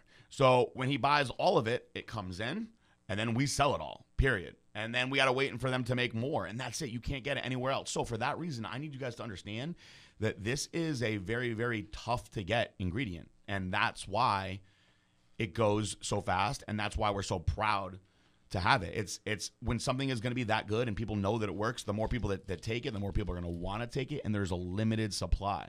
So my advice to you is if you love the product, get more than one. Get a backup supply because it goes fast when it comes in. Perfect example is when you remember when Apple first started using the sapphire screens on their phones. Everybody that bought one was like, "Oh my God, this is great! This is exactly what we need." Blah blah blah. But then you couldn't buy them because Apple couldn't source enough sapphire screens to put on their phones for the 10 billion people that buy them or whatever. Well, it's kind of the same thing. We have to compress those sapphires into your ursolic acid, Yeah. so we can't do that fast There's only enough. so much sapphire. I mean, look at how good the recon. I just asked this dude what he's been taking since the last time I saw him in September. It's the end of November. He looks drastically different. Yep. And he's telling me Recomp RX. Dude, those sapphires are doing something. This is Yeah. why we don't have any of it. Guys are using it and seeing the results. You guys keep buying it. We're trying to make it as fast as we can. It's just, I always buy extra for myself. there's one mine in California that makes the diamonds that we use to compress the stuff. I mean, when you like something and you, I don't want to say rely on it, but you know that you want it and need it all the time, you should just stockpile it. I've always been like that over the years. Maybe it's just because I've learned my lesson with supplements over the years. They often ban things, so once I find something that I know that I really like, I always buy extra. And that's just my advice on that one. So to answer the first part of the question, some things that I've learned over the years. I mean, I can give you some good, general rules of thumb from a bodybuilding standpoint that I find that a lot of people make mistakes of that, had I known earlier. For starters, I trained way too heavy and way too often when I was young. And when you're young, you can get away with everything. You can do whatever you want. You can bench, 5 times a week and you'll keep getting stronger for a while because your body is made to recover fast when you're younger and you're going to adapt a lot. Now, I wish that when I was younger, I knew what I know now. I would be a much better, bigger, and injury-free bodybuilder. So I guess I could take that question into saying educate yourself as much as you can in the beginning before you do things. And that could go into so many different categories, this education portion of my answer, because if I had known more about nutrition back then, I would have done things differently with my nutrition. If I had known more about cardio protocols, I would have done things differently. And if I'd known more about supplementation, I would have done things differently. So you've got to read and take in as much information as you possibly can. That is one of the most key things in bodybuilding. Don't ever think that you know everything, because you don't. I don't. Nobody does. You've got to always be a student of your own body. That's how you're going to consistently get better. You also are going to want to pay very close attention to your body, because You may get really good results from something that somebody else may not. We are all different. You can keep a journal. This is what I used to do when I was young. Now I kind of have a mental journal of everything, of what you're doing, how you're doing it, when you're doing it. And you can always go back to that journal and look at what you've done and monitor your progress that way. And you can use that as a gauge to know where you have to go with your training, where you have to go with your supplementation. I can look back at things that I did in 2010 in my old journals and be like, okay, this is what I was doing at this period of time for a show. These are supplements that I was using. And it's funny for me now, 8 years later, I could be like, okay, I liked that I was doing this. This part nowadays I wouldn't have done. This part I remember working really good. I even actually, for this last photo shoot that I did, I actually went back and looked at a couple of the diuretic protocols that I used for some of the bodybuilding shows that I'd used back then. And I said to myself, you know what? I'm going to try a different approach now, knowing the results that I got from some of those old shows. And I told a bunch of the guys here what I did with my diuretic approach to this photo shoot that I did last week actually worked really, really well. And basically all I did was evaporate for a few days, increased my water for 2 days before the show to basically double what I was drinking. And I took a half of a Diazide about 8 o'clock at night, 7 o'clock at night when I was going to bed around midnight. And I cut my water when I went to bed. That actually wound up working fantastic for me. Now, next time I diet down, I'll probably try something different just for the sake of experiment and being able to share these things with you guys. Like when I was young, I made a note of all those things so I always could go back and check. So this is, I just gave you a number of pieces of advice in one answer to that question. So as far as bodybuilding goes, you're always going to learn. You know, you're always going to find new exercises, find new ways to make an exercise better. I encourage you to go out and go to different gyms, use different pieces of equipment, have an open mind in your training. Don't think, oh, I have to do this. I have to bench on chest day, or I have to squat for my legs to be big. I encourage you to try other things, try different rep ranges, try different diet plans, take breaks, get massage, do all the things that you can for your body to find out what works best for you. Always be a student, always have an open mind. I think that probably should answer that question enough, I would say. Yeah. And if you're gonna get married, sign a prenuptial agreement if you own a business. Always. That's you might not think so, but that is actually a bodybuilding related advice. Absolutely. All right, next one says, hey fellas, thanks for taking my question. I've developed some food sensitivities a few months back. Egg, chicken, dairy, nightshades? It does say nightshades. Nightshades. Well, let's do a quick Google search. Please, could we? Maybe just, I don't know, just Nightshades. Nightshades. Eric, nightshades? Pretty sure it's poison. nightshade is a poison. No, he is right. There's It's a poison and it keeps things out of your window at night. It But says meet the nightshades. It keeps things out of your window. Tomatoes, eggplants, potatoes, goji berries, tobacco. how about that? All right, Tobacco? so he basically has sensitivity to tomatoes, eggplants, potatoes, goji berries, tobacco, peppers. Well, I would say to obviously stay away from those things. So wait, all of those things are included in a category called nightshades. Family. What? Wow. Do they all blossom at night? Maybe they don't Like need is sun. tobacco something? What? Maybe they don't need sun. I'm so How deadly are confused. nightshades? Tobacco definitely needs sun. I think. Tomato needs You sun. think. I think. Honestly, it's kind of funny though. I should know this, I suppose. I guess my brain is starting to fall I feel asleep. like But we're all retarded for not when knowing this. the nightshades are actually considered on many of these websites to be dangerous foods. What? Yeah. Members of the family Solanaceae, Common nightshades include white but not sweet potatoes, eggplant, tomatoes, and peppers, both eye-watering chilies, and the sweet bell pepper. The list of edible nightshade plants include any spices made from peppers, paprika. Anyway, look, here's the deal. Oh, If you've got an intolerance to it, don't eat it. I mean, it's pretty simple. developed some food sensitivities a few months back. I've eliminated all of those things, and it's definitely helped. But 3 months in, I'm still battling issues, and it appears I may have leaky gut syndrome. Ooh.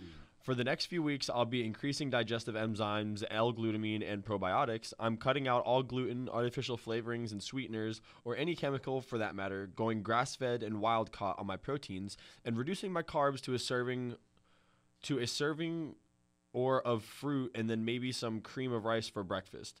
My question is, do you have any suggestions on how much protein I should or should not consume while trying to heal my gut?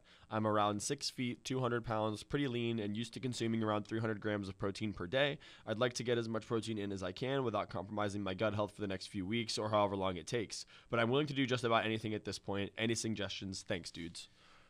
Well, yeah, for the time period of your experiment, cut your protein in half and keep it to very easy to digest sources of protein.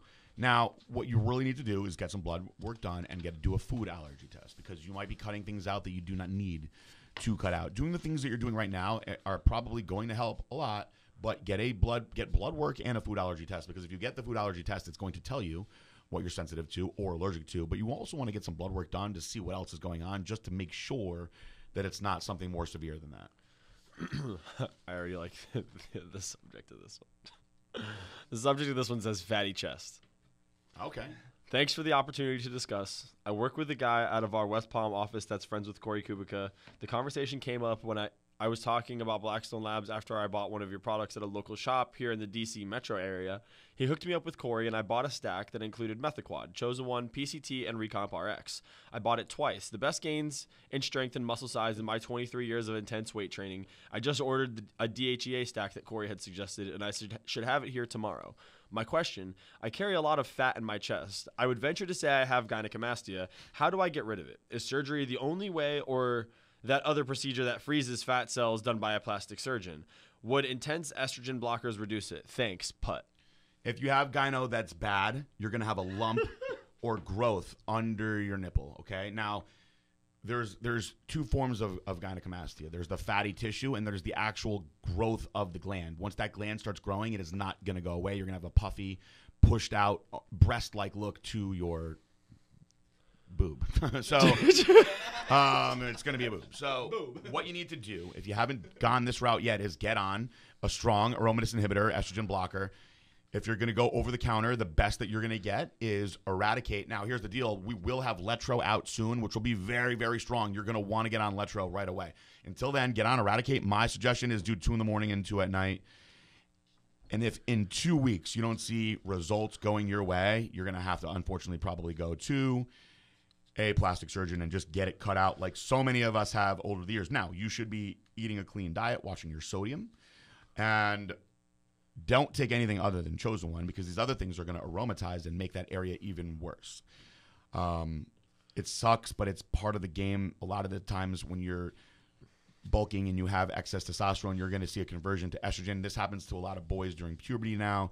If you're taking, exogenous testosterone boosters, the aromatization effect can happen, which unfortunately does lead to the development of breast tissue in many, many, many men. It's a sad part of the game. I had gyno removed when I was young in 2007. Sammy had his done this past year. I mean, touching on that, definitely if you get yours done, do not go and train chest anytime after you get it done. Yeah, take a break, guys. Don't do that. Do not do that. It's part of the game. So yes. I wish you the best with that. Get on that Eradicate right away, and hopefully we'll have that Letro out there for you soon. Letro's for those people that really have, tough cases. This is going to be as strong as you can get with that one. And Putt, I just want you to know, I was not laughing at, your condition or anything like that. Just the way you said, I carry a lot of fat in my chest. Mm-hmm. And it is true. Some people do carry fat in certain areas, but gynecomastia is not fat. If you're lean enough to know it's not fat in your chest, and just the thought of somebody having just a bunch of fat just in their chest kind of made me laugh, because you think about a guy with a big gut, but his chest is all right, his arms are all right, but imagine if it was he had a six-pack but just fat chest. It's the gland has actually grown, sadly. So when a girl goes through puberty and their hormones change and estrogen binds to the receptors in that gland, that's where her breast tissue starts to grow.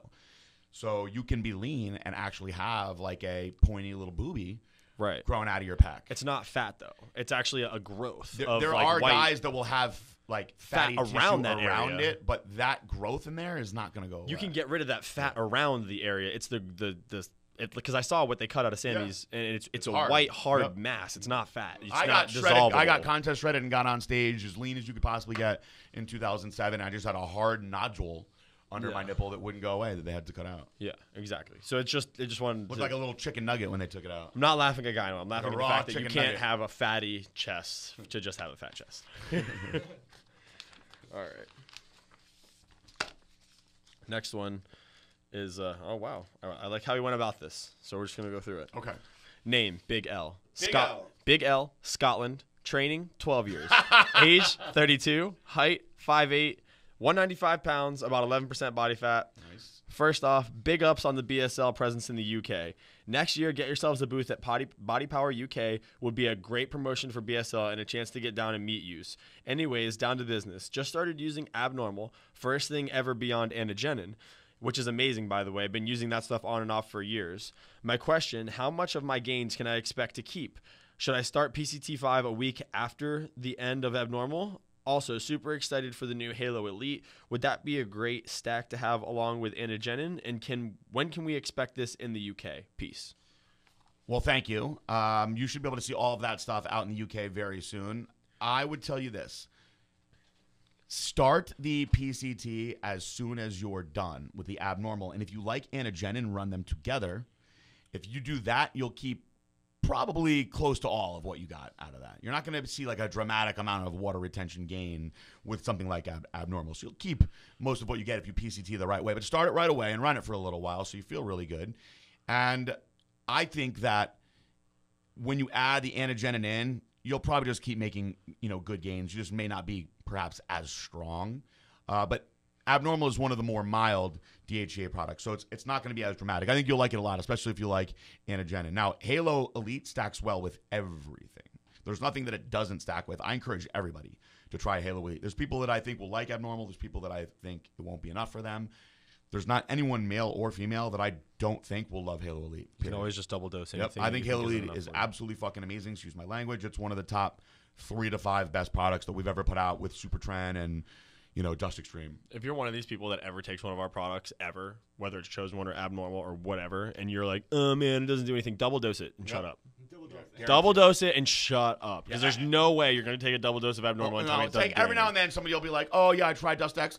Oh yeah. I'm like, really? Well, your adrenals are shot. I have a product for that now. Yeah, I got something else for you. Double dose this one. Yeah. Stop taking whatever pre-workout you're taking 6 scoops of, you fucking animal. Anyone that has a healthy endocrine system that takes dust is gonna fucking feel it. You know what I mean? I mean, like, don't get me wrong, mine's pretty wrecked. So my buddy the other day, I have a buddy who takes Adderall every day. I'm gonna read you. This is pretty funny. So no, actually, he takes Vyvanse now. Excuse me.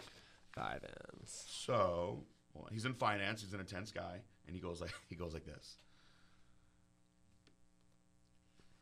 Oh my God! 2 scoops angel dust, and then in capital letters. Bad, bad, bad. Then a little while went by, and he wrote, dude, I might die. And I wrote, regular or extreme, that is too much. Why would you do that?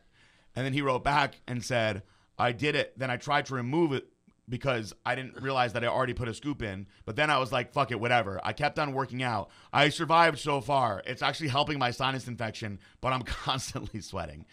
And it wound up being regular. Original. No, dust? excuse me. It wound up being Dust X. Oh. And in the end, he said he learned from his mistake, but he said it was a horrible mistake, and that just shows you that somebody that's not sensitive to stimulants, you take 2 scoops of something like that, it's going to wreck you. I personally can't imagine taking 2 scoops of it. I know there are people that do, and I can take a King Cobra now, and I'm fine with it. It's good. I love it. I can't imagine doing 2. I know, Josh, you do 2 sometimes. I can't imagine doing 2 scoops of Dust X. 2 scoops of Dust X? Yeah. Never done that. Yeah, Dust X 1 scoop hits me pretty damn hard. I've never done 2 scoops of Dust X or 2 scoops of Dust Extreme. Never done that. Just because, and I was just about to say, man, like, if you're one of these people that is, because I hear them all the time in the call center, people that are taking 2 scoops of Dust X, like, dude, chill out. Yeah. Go take a break. Stop going crazy. Yep. You're going crazy. You're going crazy. There's nobody there to tell you that you're going crazy. That's the person that like is out in the club doing like multiple 8 balls himself. There's nobody there to tell you that you're going crazy, and I am here to tell you, you're going fucking crazy. There's no one out there who needs to do 2 scoops of anything. If that you're strong. doing 2 scoops of any of our shit and you're not feeling it, just chill. I'm telling you, stop taking it. Take some adrenal and chill for a couple of weeks, man, because it's not designed that way. Your system is gonna fight you back. I promise you that. So if you're doing that and you're not getting anything, that's kind of like, insanity. It's doing the same things and expecting different results. If you're taking 2 and you're not feeling anything, 3 is not going to make it better. You should chill out. No, strange things happen to people that do that kind of weird stuff over time. Yeah, I know. I met a guy one time that, sitting outside on a park bench, and he was like, I look like you once. And, the guy was homeless. And I started talking to him a little bit, and, he said, I just started taking way too much pre-workout. I don't know what happened to the rest of my life, but I spiraled out of control. Are you fucking trolling us right now? Yeah, I'm sorry. Let's go to the next question. I was like, hold the fuck on. Are you talking about Lieutenant Dan with no legs? You're like, I used to look like you once, then I joined the military, blew my legs off, had a fish and shrimp boat. All started with that Dare Dust pre-workout, ruined my life. Only he had adrenal care. I once saw this old homeless man outside of a gym that said it all started with the second scoop, buddy. Don't do the second scoop. You can do one scoop every day for the rest of your life, but the second you cross over to that 2 scoop range, it's all downhill from there, bud. That's it. Thank you. Oh, man. Just watch out, kids. Don't. How many more do we have? I don't know. I think we're getting to the end. 1 or 2, I think. I remember the last question. So there's 2 left. Okay. All right. My dearest PJ and Josh. Okay. First and foremost, and as always, I want to sincerely thank both of you for putting out my favorite podcast week after week once again. I also want to thank you both for being inspirations to me and just being relatable guys on my quest through life. Okay, so here are my 3 questions. Question 1. As far as training goes, I really love Jim Wendler and the 5-3-1 method. Although I always do sets of 5. Following the main lift, I only do about 4 assistant lifts and usually wrap up in the gym with about 30 to 45 minutes, but moving consistently and quickly. With this, I also run 3 days a week and swim 2 days a week, both moderately, nothing Olympic, but still challenging. Do you think this is enough to be a bigger but athletic dude? Question number 2. So I'm just about 2 weeks away from finishing my 12-week cycle of the normal dosage of Chosen One and abnormal a day, as well as a double dose of the Methaquad. I felt great. My body literally changed so much. I put on a true solid 15 pounds, but look completely different. Pictures will come when I'm finished. My question is this. I'm going to do another big stack, obviously. I'm 210 now, and I don't really know what my ideal body weight is, but I want to be a big dude who can move, as in still run and swim well. I really wanted to try Brutal Force, but I am unsure. I was honestly thinking about taking a triple dose of Chosen One and a double dose of Abnormal for 12 weeks. What do you think? Too much, or should I just do Brutal? Also, as funny as this sounds, during my stack, my libido fell off the maps. It was really weird, but I could tell my testosterone was really high. I was thinking about trying Entice with my stacks or maybe just Apex Male. I don't know. It was probably just an anomaly, but still something to note. What do you think? Question number 3. Just wondering about new products. I know the new estrogen blocker is coming out soon, but are you still formulating the IGF-1 product and also Equalizer?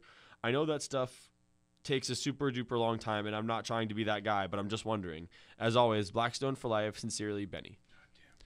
God damn, we'll go back to question 1, So Benny. let's go back to this question. All right, Benny, Now, take it from the top. On question 1, there's too many other variables in here for me to accurately answer this. However, if the goal is to be as functional as possible, you need to remain doing functional activities and focus on being the best that you can be on those activities first and foremost. The look and level that your physique get to are all going to come as secondary byproducts of the training to that. Now, without knowing what you look like now, it's too hard for me to answer that question accurately. So maybe you'll be great. I have to see what you look like now. I have no idea what you look like now. Maybe you'll be great. Maybe I'll take a look at you and be like, wow, actually, based on what you're doing, I have a feeling this is what's going to happen. But I don't know what you look like. You might be really fat. You might be really skinny. And another thing about that is even if we didn't know what you look like now, like your genetics are going to be totally, we don't know totally these a different. Things. It's just too hard to figure out. And I not can give just you that. a rough idea when I have more information. But I mean, from what we know, from what you've told us, regardless of who you are, what your genetics are, it sounds like you're killing it. Yes. It sounds like you're doing a good job, and I would think that anybody that does this for a long period of time is probably going to end up being a big athletic dude that can move. Based on the way that you worded your questions, it seems like you know what you're doing. Right. Which brings me to question number 2. There's a lot in question number 2. So let's go through that again, and I'll go piece by piece with it. I really wanted to try the Brutal Force, but I'm unsure. I was honestly thinking about taking a triple dose of the Chosen One and a double dose of the Abnormal for 12 weeks. What do you think? Is it too much, or should I just do Brutal? So my advice to you is all these orals work literally immediately. So you're going to know within a couple days how you feel on one of them. I think that you should just try the Brutal Force. Just try a cycle of Brutal Force for a month and decide what you feel that you got out of it. because you can also do what you want to do with the chosen one and abnormal. Is it aggressive? Yes.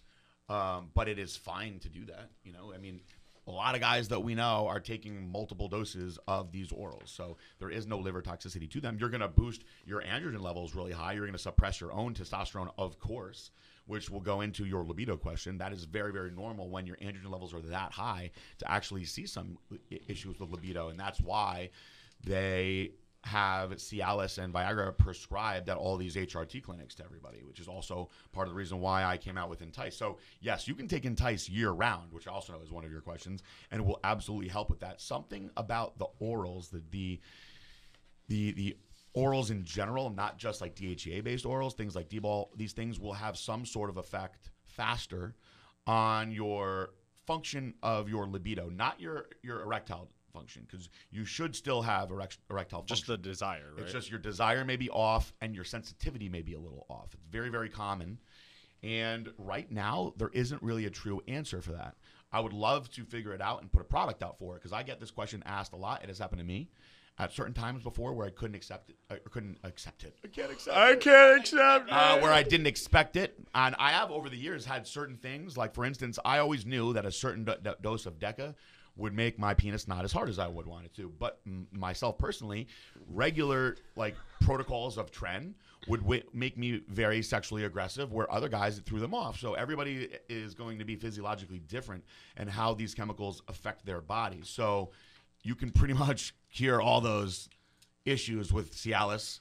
And if you don't want to mess with Cialis, get yourself some Entice that you can absolutely take year round. Yeah, I mean, like you said, like Deca, does the opposite for you. Like it does. Like if I take Deca, nope, no issues. Still super high sex drive. Do trend, super high sex drive. Like I wonder, like, because I always have it.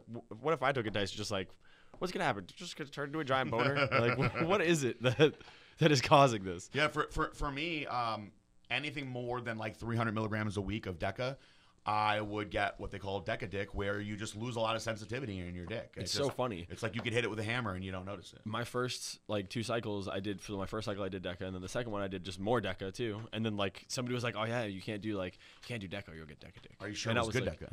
Yeah. I mean, like I got good results on it, and like. But how do you know it wasn't some form of testosterone? I mean, I guess it could have been. But see, I feel like a lot of people don't know what they're really taking when they start out in the game, because now that I work with a doctor, realize a lot of the stuff that I was doing was definitely not what it was supposed to be. Because I now am one of the biggest like Anavar advocates ever.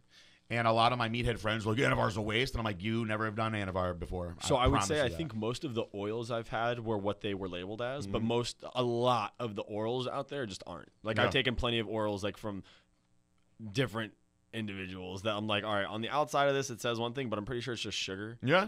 And here, well, the medical grade testosterone is considerably different than compound pharmacy, and those are all still from a doctor. And I've talked about this with some of my buddies who are doctors. And Sammy and I had this conversation the other day. He was like, "Do you get the Testebo prescribed by your doctor?" I said, "Yes, legally I can only get a little bit." And he was like, "What would it do? What would it take for me to be able to get some?" I'm like, "I'll make sure that you can get one." But yeah. I've even said, like, I have actually told my doctor, I don't want the compound pharmacy stuff. I don't care if it's more money. I would prefer to have the Test Depot, and I've even gotten my blood work done, and it's been higher on the actual Test Depot than it has been the compound pharmacy stuff. So it's very, very interesting. Now, this is all coming from a doctor, so those of you who are not getting stuff from a doctor at all, God only knows what you really think that you're getting. You could have a bottle of testosterone, a bottle of equipoise, and a bottle of Cypionate that in the end is all testosterone and anthate, just with different color oils. So it's tough to say. Now, if you are using real Deca and that's not happening, then you're just one of the people that doesn't happen to. Yeah. No, I'm just saying that everybody's different. What does cause or doesn't cause libido for somebody else could or could not cause it for you. For sure. But elevated androgens. Yeah. You're going to get to a certain point where your androgen receptor can only hold so much. So I explained this once on a show. It's like if you had like this bucket on your back that was like your androgen bucket, and you could fill up that bucket as much as you want. You could have somebody like throwing tennis balls in there. Eventually, all those tennis balls are going to bounce out all over the place. You're going to start stepping and falling on them, right? Yep. So if you've got this androgen receptor that you're firing androgens at, it's only going to be able to take so much before weird stuff starts happening, like maybe your dick won't work the right way. So I All think them there may tennis be balls are more. There falling may over. be more questions in there. New products. What new products? IGF product, equalizer. Okay, so SST1, which is the IGF-GH product, going to be in the works for a while. We're going to go up there and we're going to get into the lab with Jared and show you guys some video behind-the-scenes stuff of that, which I think will be pretty cool. Equalizer should be this year. Letro, I got a box for in this building somewhere that I saw earlier today that looked pretty awesome. And Arson will be the one that you see the soonest. Arson you'll probably see by the next time you hear one of these podcasts. Man, this next question. All right, here's that box of Letro. Okay, cool. Next question comes from Austin Phillips. Says, "What's up, PJ and Josh? Hope all is well. Another non-fitness related question here. Do y'all have any trends that you are a part of that?" Y'all got any trend? Y'all boys got any of that trend? You have no idea how many times when I was working in the call center, people would call and be like, "Yeah, I'm just looking to buy some trend." I'd be like, "Over the phone." Just over the phone. You're just looking to buy let me talk trend. to the boss over there. Let me, the guy that's selling a trend. Okay, sir, it's a wrong number. Wrong number, guy. All right, do y'all have any trends that you were a part of that today make you cringe? For me, it was the white sunglasses. I just came across a picture of me back in 2008 with a pair of white Oakleys on, and all I could think was, what the hell was I thinking? Anyways, pumped as always to be part of the team. Y'all have a great day. Austin Phillips. Dude, I had a pair of white Oakleys in 2008. Please don't fucking remind me I never of that did. shit. That I never did. Jesus. It I had to have been some- around then. I had some funny things that I did. For starters, I absolutely... This is probably the one that I'm most embarrassed about. There is at least a picture that I think my mom has floating around. So at one point, I always had a fade. I always rocked a fade, always. But I used to rock a really low top, and there was a point where I did have a line shaved into my head. That's bad. Gangster line, just to let everybody know. At least it wasn't 3 lines. No, just one. Once you go past 1, that's like getting the teardrops. It's how many beefs I've had this I week. did have a line. So I had a couple things that were trends. I had a pair of Jinko jeans. Everybody did. That's Everybody not did, even right? Yeah. I mean that one I don't even think that necessarily counts as like, all right, so a good example of this is like when I was in middle school I had bleached blonde hair like Eminem. Okay. That's very, terrible. Very, very common. It's though. terrible. It was very common, Did but you, like did you put sun in? what? You know about sunning? Uh-uh. So kids used to go out by the pool and it was called sunning. Oh yeah. And you basically bleach your own hair. Nah, out my in the shit sun. was fucking But it came white. out yellow most of the my time. shit was white. So I didn't For real. 40 ball. I still got a picture of like me sitting on Santa's lap with bleached blonde hair in middle school. Yeah. What other trends? And before I had the choice to pick bad trends for myself, I actually had a mullet for like 2-3 years before they cut my hair for the first time. My mom would not let them cut my hair, so I had a long blonde mullet. And that is amazing. just looked like I need absolute trailer that. trash. I need that photo. Oh, dude, there's so many. All right, so I sent a bunch of the people that work for us the other day a video that one of the fans found of me that's probably like the biggest that I've ever been. And it was a video of me doing an interview with Greg Valentino, right? And in the video, without a doubt, my arms are 22 inches. It's back when I was enormous. My arms at the time were bigger than Raging Silverbacks are now. And we've even taped mine on video. They're out there. So in the video, I can't even pay attention to the fact that I had that big of arms because I'm wearing a really tight Affliction shirt. Oh, that's bad. Did it have jewels on it? Yes! It had a jeweled skull. If it only had a skull, you could get away with it. But And if it I had think- jewels on it, nah, man, It you was need like to the get beat Chuck up. Liddell one. Oh, It was like the Chuck Liddell. Like Chuck wore that one right before he knocked somebody out. That's and I was why like, you I bought need it. that. You're like, I need that one. Who the fuck's gonna mess with me in this shirt? That is the guy. So there was a lot of people that I know that are like, damn, I wish I didn't go through that Affliction stage in life.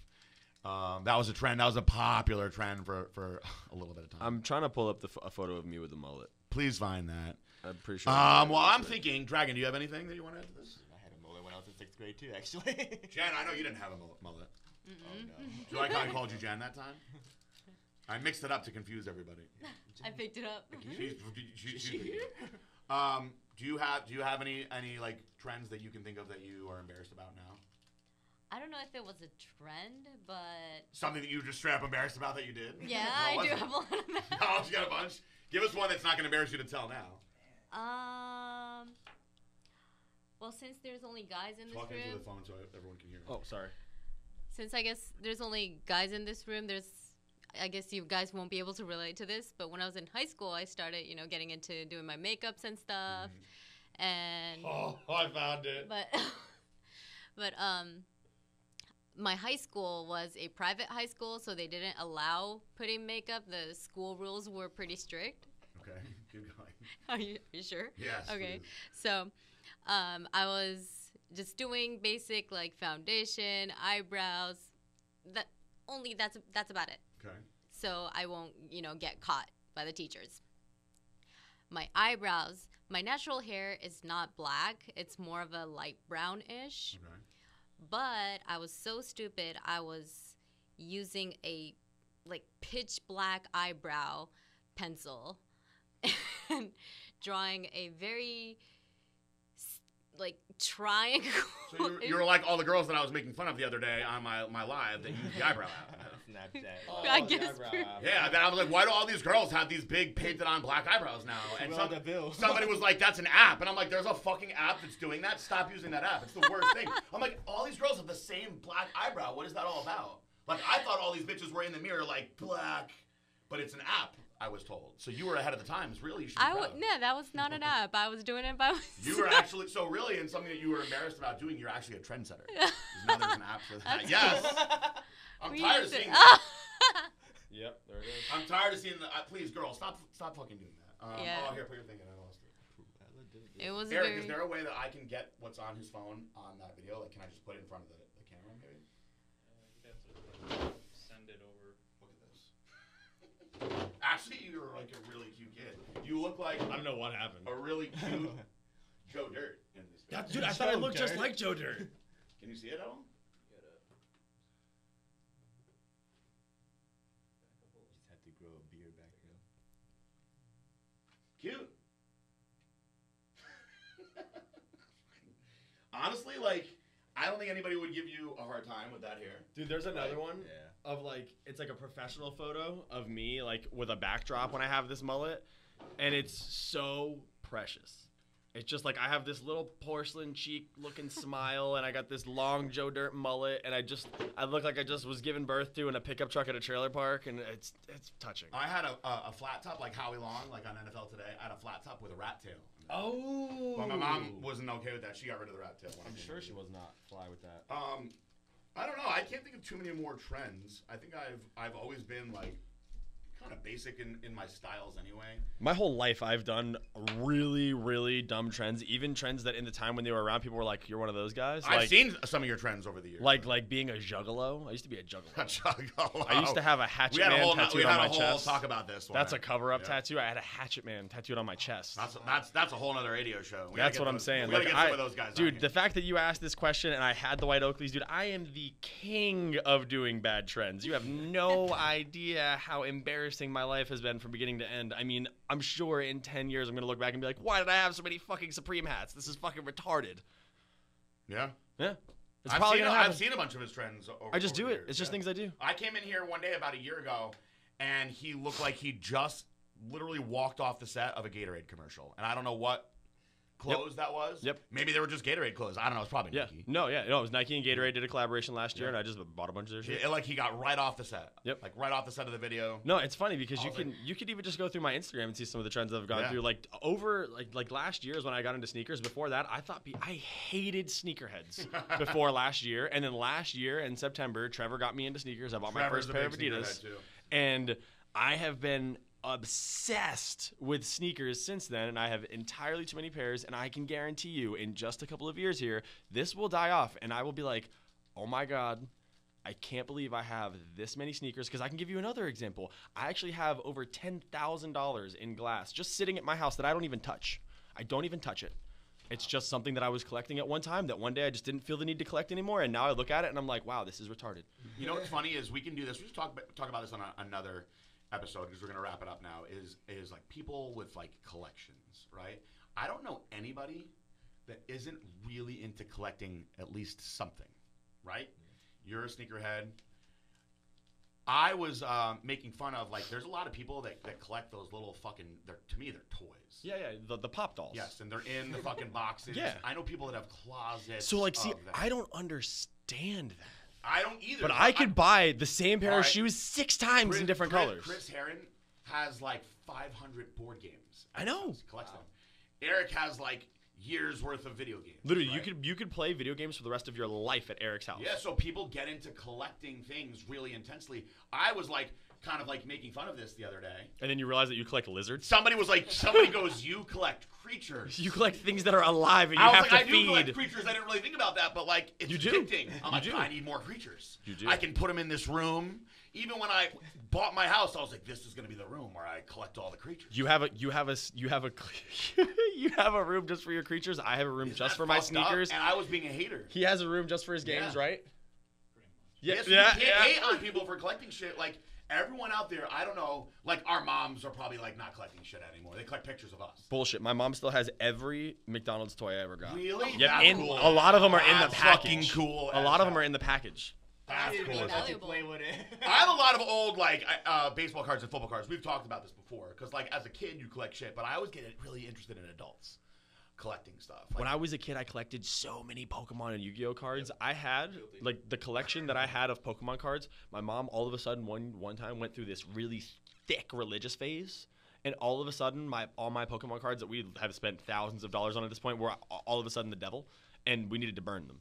Oh. And the pastor said, you go home and you burn all the Pokemon cards. Damn. Pokemon card. And my mom went home and burned all my damn Pokemon cards. And, like, I sometimes will, like, see people post, like, hey, you know, a Charizard is worth this many That's thousands of dollars. And I just terrible. sent it to my mom. I'm like, hey, just so you know, fuck you. Just thought I'd run this by you one more time. You remember that time when That you is burned, like, terrible. 1,000 of these? Yeah. We could be chilling. We're going to do a show on collectibles one of these days. That's why there's stores for collectibles. But anyway, this is like a 2-hour podcast, I think, at this point. I hope we've satisfied everybody's thirst for our absence. And made everyone in this building not hate us for staying here so long tonight. Yeah, sorry. Apologize to everybody. I apologize to Dragon, to Hitomi, to Eric. Because it's 8 o'clock. I especially apologize to Eric. Marissa's like, are you alive? Yeah, I believe both of our girlfriends are met up and waiting for us. They are. I just saw that text myself. Yep. So on that note, we are going to go and drink some kratom. And I think we're just going to end this like we always do with peace out, bye.